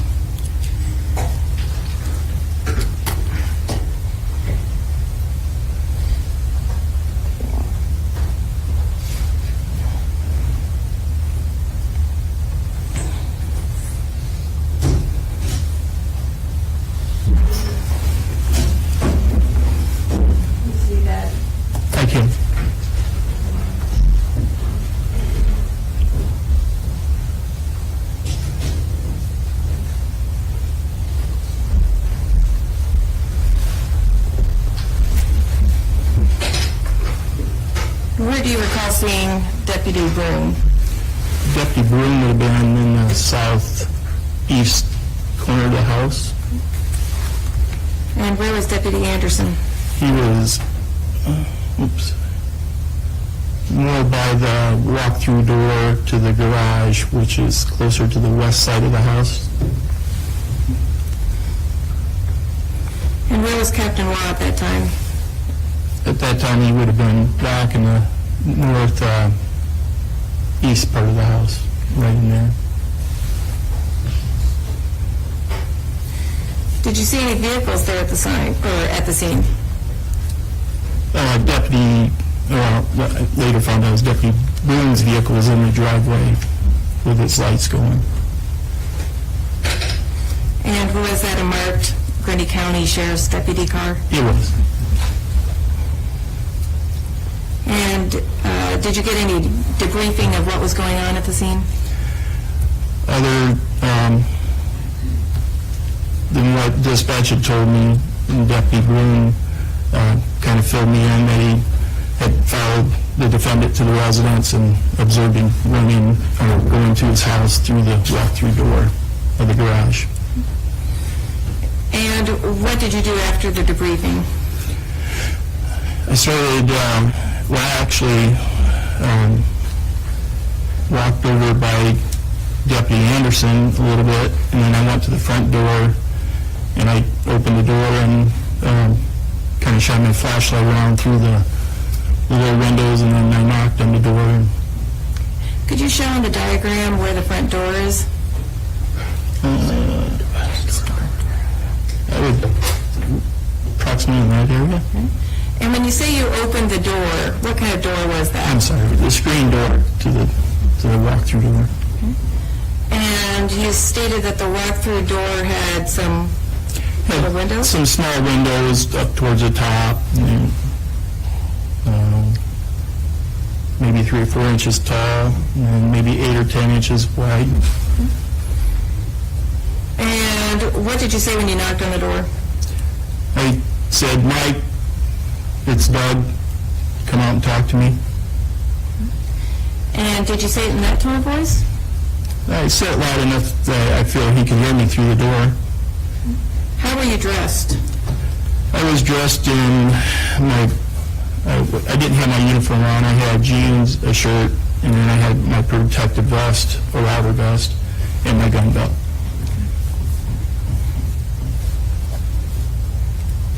And when you approached the house and looked into the windows, did you see any lights on in the house? I did not see any lights.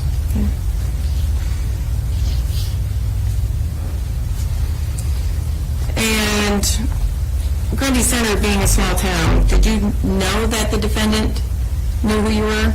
Yes.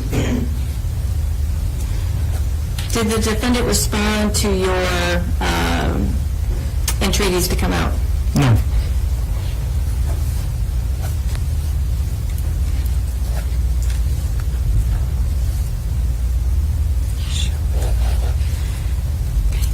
Did you attempt to make any other contact with the defendant? I tried a couple times knocking on the door throughout the different times there and shining my light in the living room through those little windows, hoping to see him or get his attention, but I didn't hear anything. So the defendant did not answer or comply with your request to come out? No, he did not. Did you check to see if any doors were locked? I checked the front door when I was at that door, and it was locked. While at the front door, did anybody approach you? At some point, his father came walking down the sidewalk. And when you say his father, whose do you mean? I'm sorry, the defendant's father came walking down the sidewalk.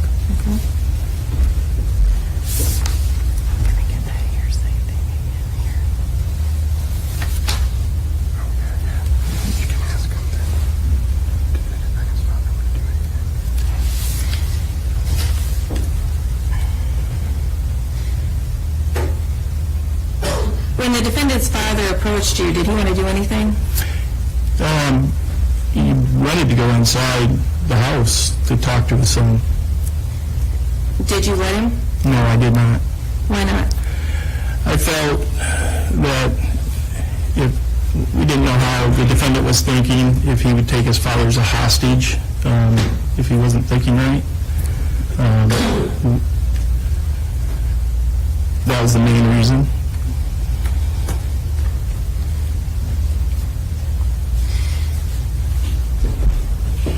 Did you or anyone else attempt to make any contact with the defendant outside of knocking on the door?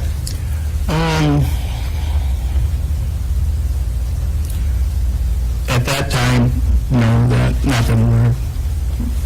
Did you attempt to use any other means of communication? When I talked to his father, the defendant's father, he advised me that his cell phone, the defendant's cell phone, didn't have any minutes, so we couldn't call him on the cell phone. He also advised me he didn't have a landline telephone, so we couldn't talk to him on that either. Did you learn that anyone else had a key to the residence? His father told me, the defendant's father told me he had a key to the residence, yes.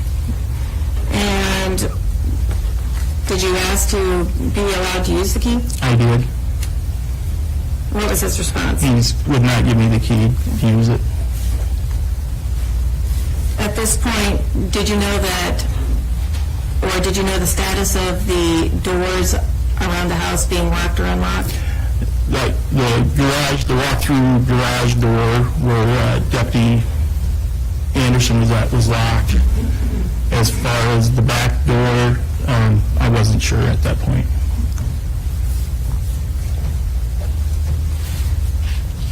At any point, did any of these doors open for you? No, well, not at first, no. And eventually, did someone unlock any of the doors? After a while, the defendant's father opened the garage walk-through door, Okay. Could you indicate that on the diagram? which is the one by the garage. Okay.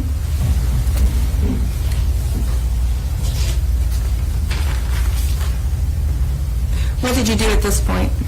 I was making phone calls to dispatch to have them contact State Patrol, see if they could have a TAC team come and assist. Okay. Also made a phone call to dispatch to have them check with Hardin County, see if their dog was available to bring over.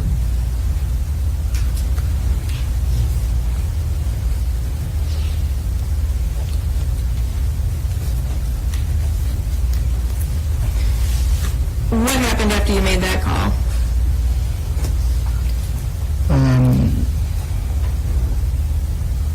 We just waited until I received a phone call from Sergeant Smith advising me he would be on his way. And what did you do when Sergeant Smith arrived?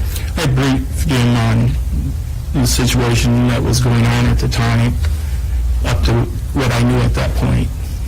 Did you give him any other information? And the layout of the house that I was able to obtained from the defendant's father.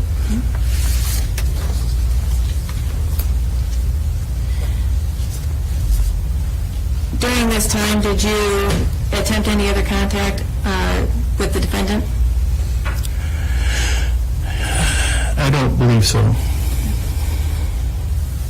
Did you see any lights come on in the house? I did not.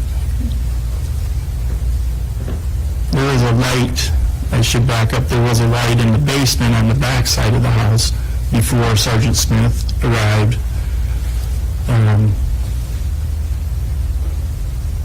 That Captain Raw had alerted me to. But when I looked through that window, I couldn't see anything through there other than a curtain. What agency was the next to arrive after you made that call to dispatch? 2 troopers for the State Patrol arrived. And do you know who they are? I don't know their names, I'm sorry. And who arrived after the 2 troopers? Shortly after them, then Deputy Capper with Hardin County, the dog handler, arrived. after Deputy Capel? Then Sergeant Smith arrived. And you briefed Sergeant Smith, correct? I did. What did you do after the team had assembled and you briefed Sergeant Smith? After I briefed them, then they were formulating what they felt they should do. Then Officer Lowe and myself evacuated residences across the street, and then also beside the residences on the east side and the west side of the defendant's house.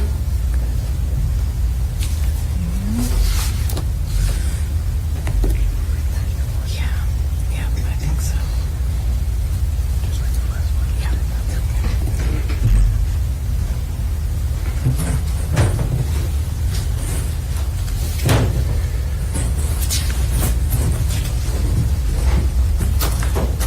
Your Honor, may I approach the door?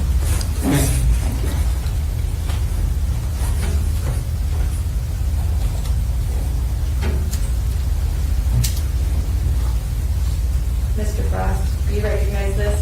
Yes, I do. And what is it? Just describe for us what this is. It's an aerial picture of houses, Specifically what house? the defendant's house. And is this a fair and accurate representation of a map of the neighborhood, including the defendant's home? It is. And at this time, Your Honor, the state would offer State's Exhibit 1. Any objection?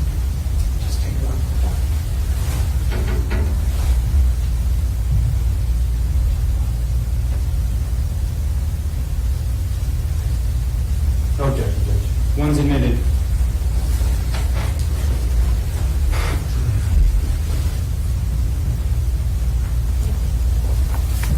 Mr. Frost, could you indicate on that map Where the defendant's house is?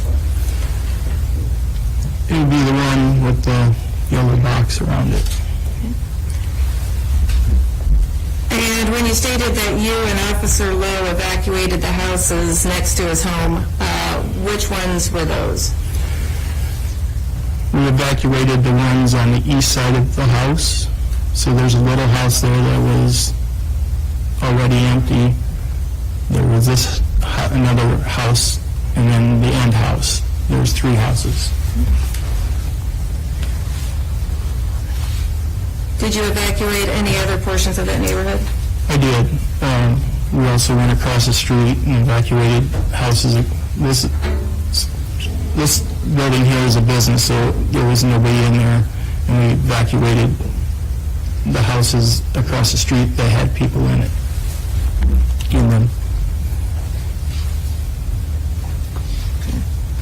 And during this time, did you hear the radio traffic on your body Microphone? microphone? Yes. I did hear radio traffic. Okay. And were you aware of Sergeant Smith and the TAC team entering the house? Yes. And where were you when you learned that? Actually, I was on the sidewalk towards the southeast part of the defendant's house, on the sidewalk with his father. So you were still on the property, is that I correct? was. Okay.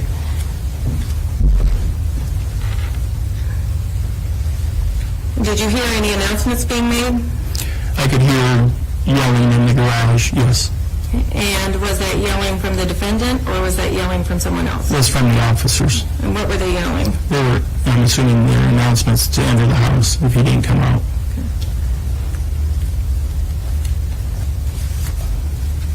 And what happened then? There was a gunshot, and then another gunshot, and a few other gunshots. Could you tell whether there was any difference in how these shots sounded? The first shot was very loud. The follow-up shots that I heard weren't as loud as the first shots. Were you able to identify what type of weapon fired? I would assume that the first shot was a shotgun, but I can't be 100% sure.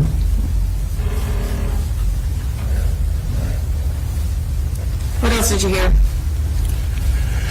I heard a lot of radio traffic. I heard officer down. I heard radio traffic for EMS.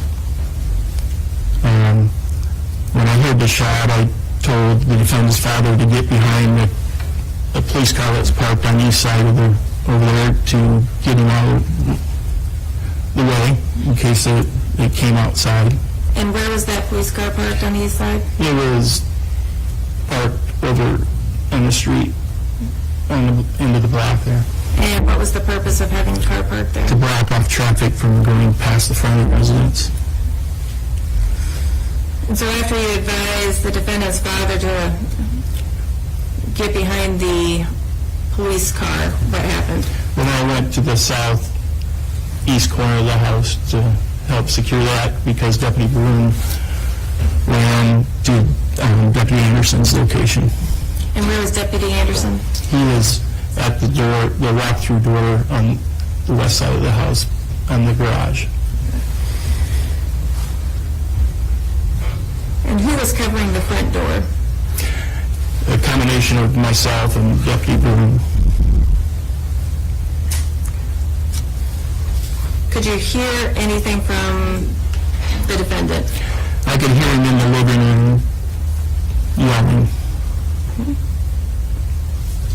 Could you hear what he was yelling? Get the fuck out of my house. And at this time, were there any lights on in the house? No.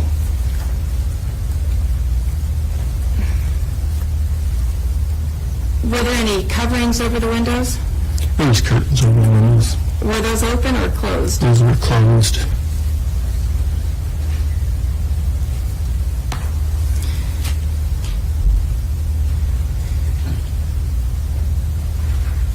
Were you advised to do anything by the tactical team?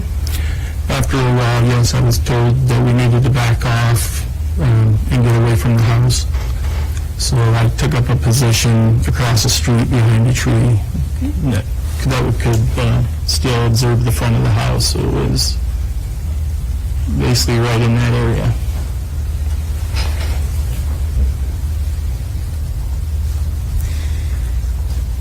What was the next thing you recall happening? After a while, the Bearcat came down the street and pulled into the front yard.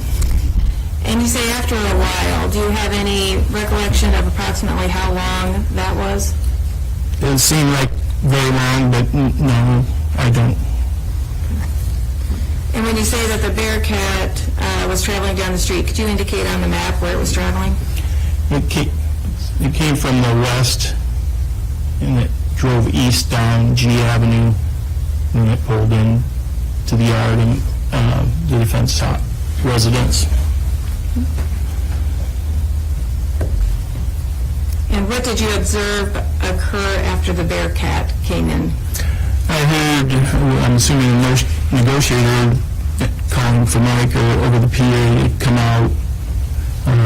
There was no response. When they parked the Bearcat, they parked it up against the house, so they had the arm with the flat metal on it up against the window of the kitchen window of the house. And you just stated that you heard the negotiator on the PA system asking the defendant to come out? That's what I heard, yes. Okay. And the defendant did not come out? The defendant did not come out. Okay. What happened then? The Bearcat started pushing the window out of the house. Did you see anything happen? At one point, I saw movement in the front door, and the defendant had opened the door, but then he shut it real fast. Which door did he open? He opened the walk-through door on the front of the house between the garage, towards the east side of the house. So was that the front door? The front door, yes. Did he open the solid interior door or the He exterior opened door? the solid interior door and not the screen door. Okay.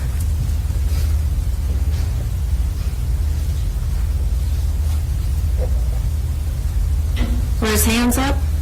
I did not see his hands up, no. And what did you hear next? when I heard another gunshot, a loud gunshot, and then I heard the TAC team return fire towards the house.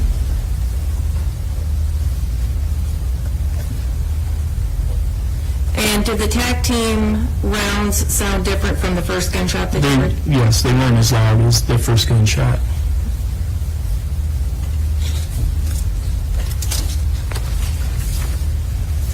What occurred then?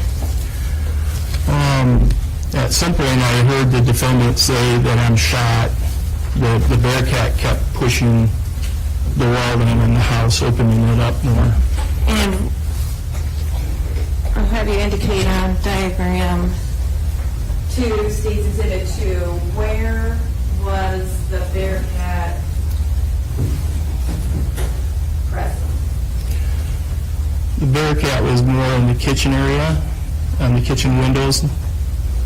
And then, basically, as he was pushing on that all opened up.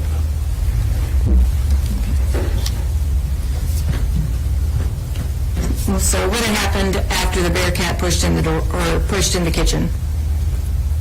After the shooting, I heard the defendant yell that he was shot. And what happened then? Members of the TAC team went in through the garage and into the house to try to secure him. And was the defendant taken into custody at that point? He was.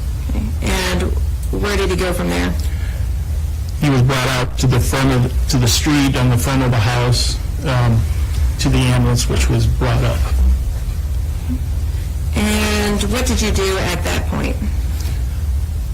After he was taken away from the residence, then I stayed there, and basically my assignment was to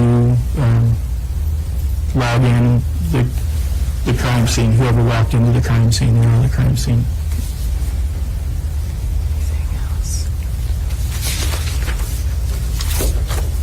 Thank you, Mr. Frost. No further questions.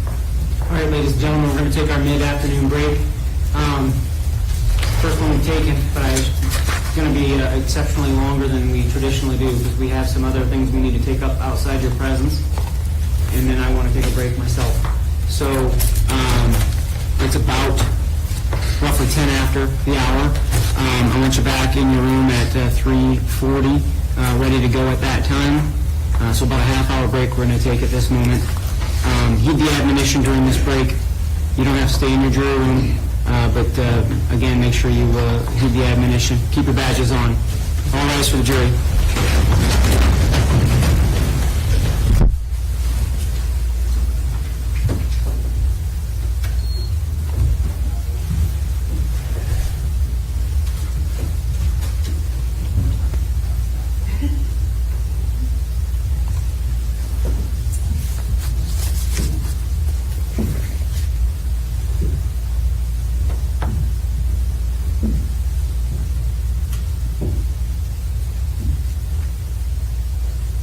Folks can be seated. Sir, you can step down, but don't go far. We may need you here momentarily.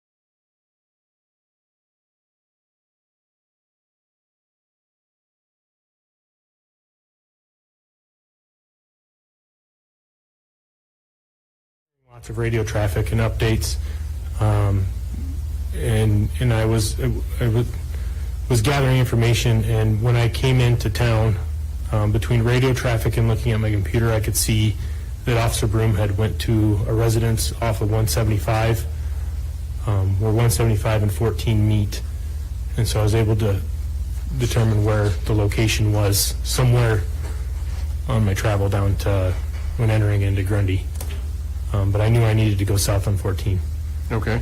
And did you eventually, based on radio traffic, did you go to a specific residence? Yes. Whose residence did you go to? Michael Lang's residence. When you arrived at the defendant's residence, was anybody there? Yes, Deputy Broom. And where was Deputy Broom? He was in the yard area, in front of the house. He had his pistol drawn. What did you do? I parked my squad car across the street, approached Deputy Broom, drew my pistol, and was briefed by Deputy Broom on the circumstances. When you came to town, to Grundy Center, were you in a marked patrol car? Yes, sir. And were you wearing a uniform? Yes, a Grundy County Sheriff's uniform. Can you briefly describe what it... Tan top, or tan and greens. Okay. Standard Deputy Sheriff outfit. We saw Deputy Broom earlier today. Is that the type of uniform you were wearing? Yes, sir. So you get there, you see Deputy Broom informs you on what's going on. What do you do next? He briefed me on what happened, and we both went towards the house and were checking the entrances. Deputy Broom informed me that he witnessed Lang go in through the garage door, and so we stood at kind of a perimeter. I didn't know where the entrance and exits were, so just getting a brief layout of the house and hanging out until more officers arrived. And while you and Deputy Broom were there, did you check any doors to see if they were locked? Yes. The front door and garage door were both locked. Okay, and I think there might be a laser pointer in front of you there. Which button? That'd be the red button. Okay. Can you show us on State's Exhibit 2 what, can you see that from where you're sitting? Yep. Can you show the jury what doors you guys would have checked? We would have checked that to be the front door and this to be the walk-in door to the garage. And both Okay. doors were locked. Both of them were locked. Did you or Deputy Broom in your presence knock on the doors? Yes, And you or both, or? both. And multiple times, I would say, between the two of us and then other officers that showed up on scene. So when you and Deputy Broom were there, which doors did you knock on? I believe the front door in the beginning. I know for sure the front door. Okay. The garage door, I don't know if it was later, but kind of initially the front door was the main door because you can the garage, you could see into the garage. When you looked into the garage, you said the door was locked. Was there a light on at that time? No lights. When you looked into the front door, into the living room area, were there any lights on? No. When you knocked, what did you announce? Like really loudly, Sheriff's Office, come out with your hands up. We're not trying to hurt you. As loud as I could. And did you hear any responses from inside the house? No, Did you see any movement inside the house? none. Did you see any lights come on? No. And at some point, did you ever go to the garage walk-in door? Yeah, so when Broom and I, when we were approaching the house, just how we ended up, Deputy Broom was more towards the front door, and I was the garage, the passenger door, or the garage walk-in door is primarily why I stayed for the entire incident. Okay. At some point, to your knowledge, did somebody unlock that door, the garage door, Yes, the walk-in door? yes. Who did that? Michael Lang's father. When that happened, did you ever enter the garage to do anything? Yes. What did you do? I turned on a light because at the time it was getting dark very quickly because of the time of day, and I was starting to not be able to see inside the garage whatsoever because of the darkness, and I was getting very uncomfortable that I couldn't see anything in that door. And so I walked in the door and turned the light on for safety. Can you show the jury approximately where you would have walked and what you would have done? So there was a switch right here that didn't work, and I saw another switch right before the door on the inside of the garage. There was a switch right where that little black line is, somewhere around in there. All right.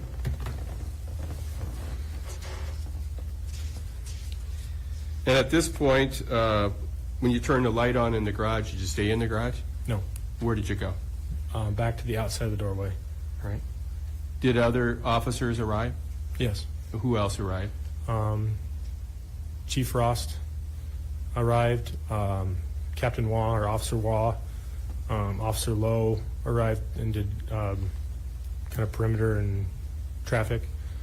The one I saw the most was Chief Frost was in the front with me. Deputy Freeze responded, was in the back, so I only maybe saw him very briefly. Were you present when Chief Frost arrived? Yes.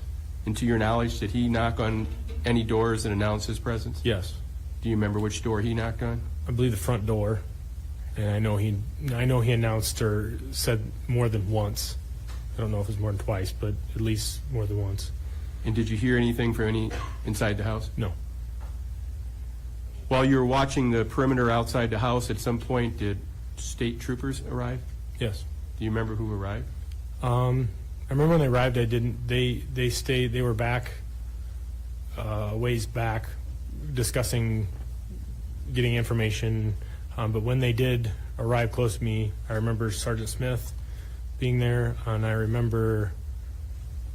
I think I don't remember Trooper Barnes and Trooper Statmuller, and because those are the only ones that arrived that I believe that I knew previously.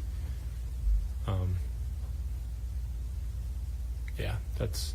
At some point, was there a decision made to go inside the garage? Yes. And yes. Were you one of the officers that went in? I did not go in the garage. I stayed. My job was to stay at the door, the walk-in garage door for cover. And is that your job, to watch the garage door? It was to stand in that door before they went in, and when they went in, I just provided I had an angle at the inside of the house, but it wasn't a very good angle. So I was just kind of backup cover. Do you remember which officers went in to clear the garage? Yes. Sergeant Smith, Trooper Barnes, Trooper Statmuller, a tall trooper, I didn't know his name at that time. Since then, do you know who he was? Yes. Who was that? Trooper Lively. And then Deputy Capel and his K-9. Okay. And at this point, when you were working with the Grundy County Sheriff's Office, did you have a body cam? Yes, I did. And when Sergeant Smith, before he entered the garage, was he talking to somebody? Yes, he was talking to Chief Frost, myself. Deputy Broom would have been close in that area. And then some of the other troopers might have been closer. I don't remember who is right directly there, close. And prior to coming into court today, did you have a chance to look at a thumb drive that had a portion of your body cam showing when Sergeant Smith and the other troopers entered the garage? Yes, sir. And did you watch that prior to coming in? Yes, sir. And did we see Sergeant Smith talking to someone right away on the thumb drive? Yes. Okay. Is what you watched on State's Exhibit 15, is that fair and accurate? Yes. The state would offer into evidence State's Exhibit number 15. Any objection?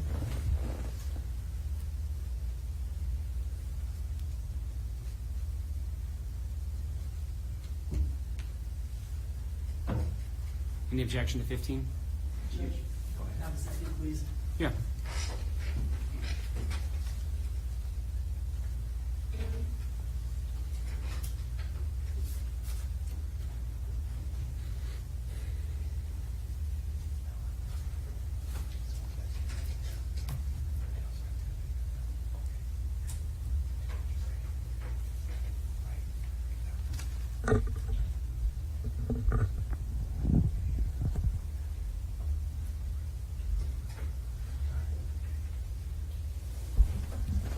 No objection, Your Honor.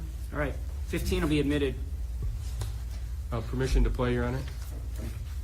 I'm going to need just one moment. We have to move the speaker from there to back to the TV. Pick it up there.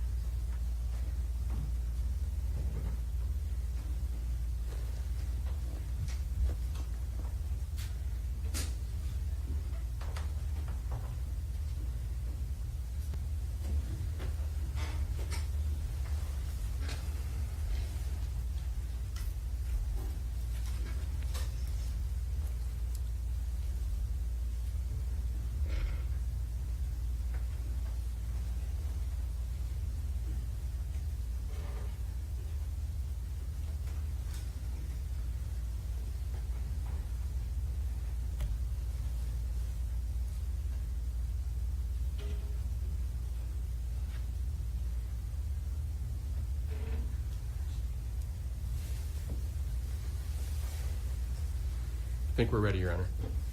Please proceed.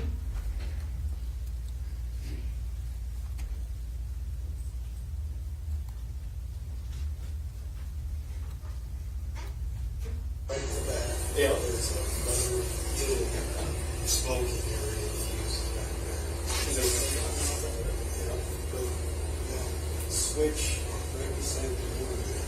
This blue back, put it back there. We could, so that the outside go flip that over. Is that, it has an entry door too from the outside? Yeah, exactly. We should, I mean, you should be able to see from the outside from the windows, right?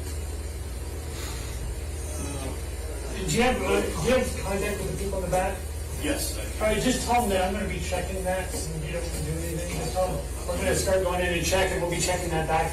So we turn a light on, and it's us. Are you ready with the can? Yep, I'm ready. All right, let's go on some ground. I'm going to go across. You come with me. We're going to go across the short area first, and then you can start announcing after I do that. Okay?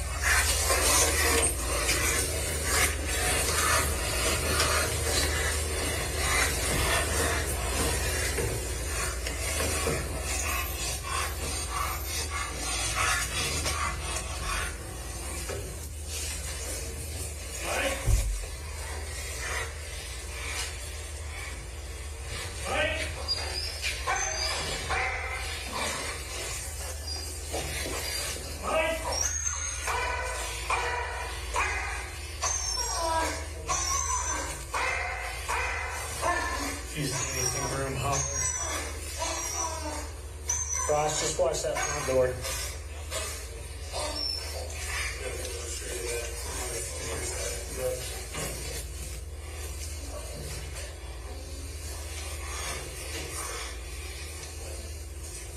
Right, watch out on the door. Yeah, door on either side. Okay. You want to just open and start announcing? Yep. I'm going to open the door and then start announcing. Like cups of blood onto the microphone. Shut up, Sky! Make yourself known like my cups on the mic here. Shut yourself, Sky! My dog will find you. Make yourself known. Give it a second.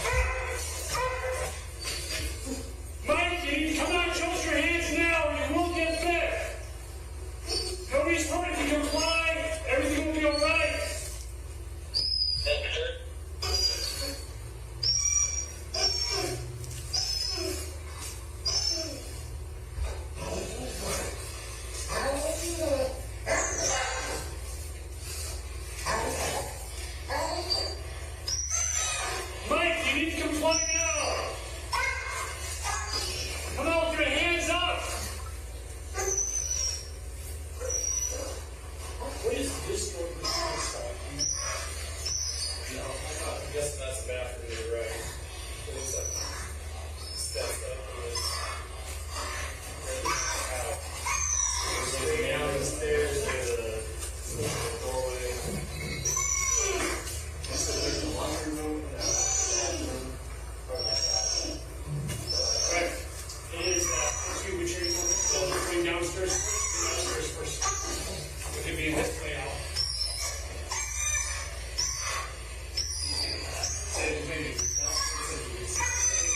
Yeah.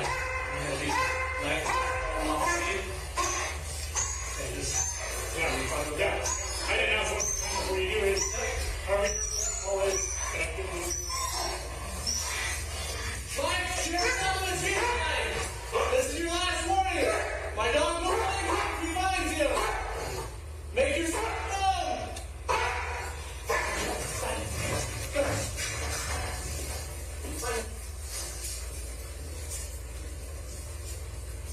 You come to the beach, watch these doors and follow them. Okay. Dogs in the basement.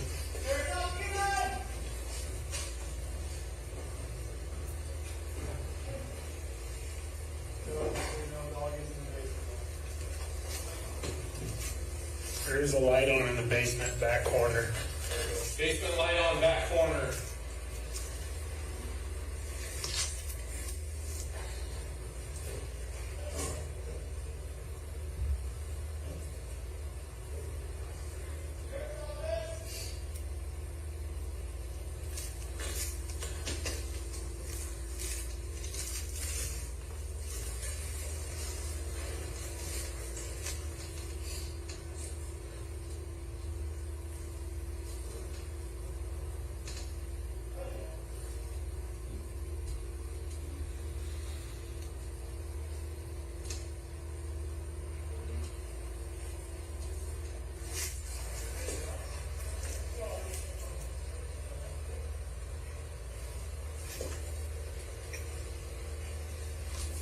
Anything? Nothing.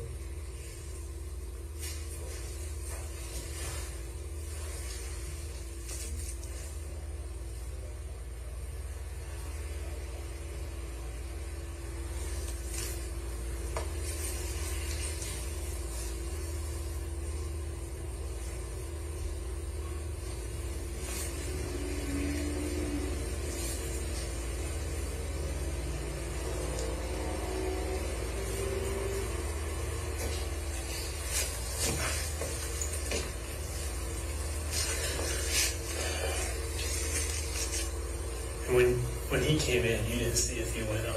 Like, I mean, how close were you behind him? I wasn't even pulled in yet. I seen him go in the door before I got pulled in here, and they shut that heavy door. So There's no. That one's the actual door there.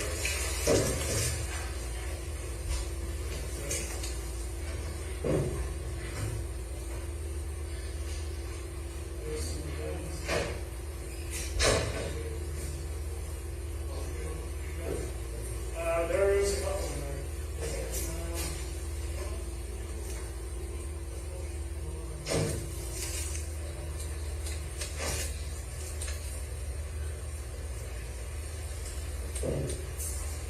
So hold there until we go in.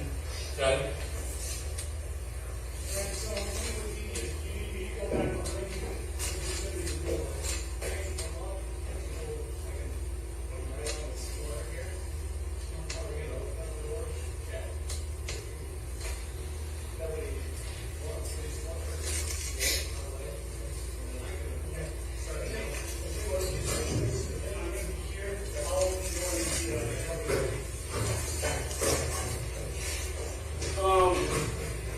So the basement is secure. Okay. Actually, why don't you I'll let our dispatch know. County figures 43 basement secure. ISP will be checking top level. Alright, when you're ready. Go on, 20 minutes time. Checks on PI! Right! At this point,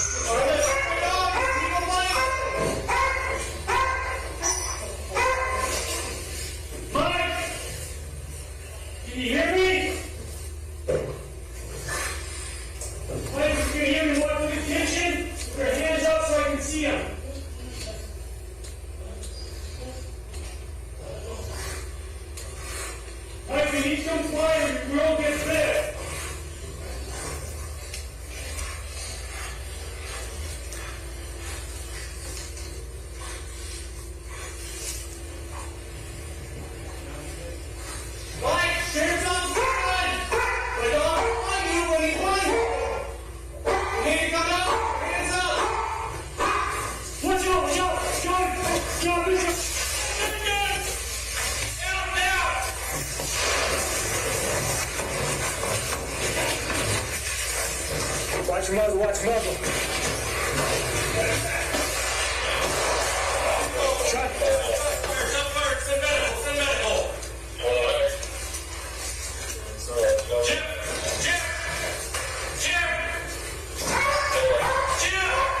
Hey! Lay down!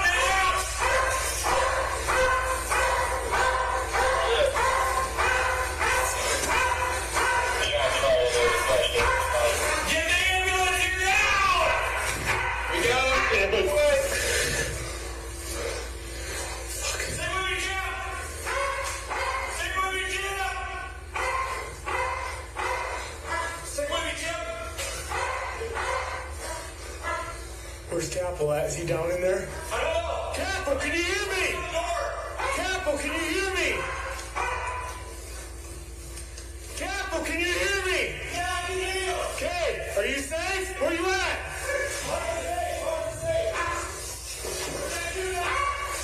We got officer down up here, officer down. Where is suspect? Where is suspect? Suspect, come back inside. Upstairs, downstairs. Upstairs.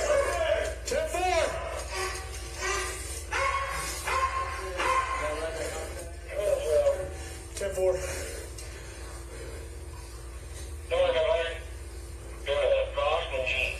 Right there.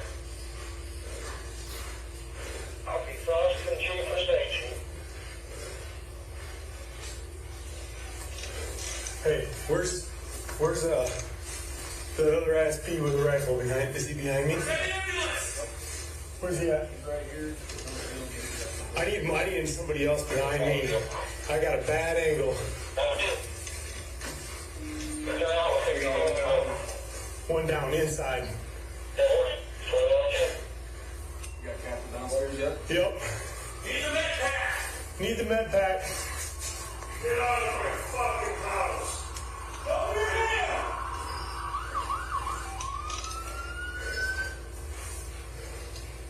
Send medical.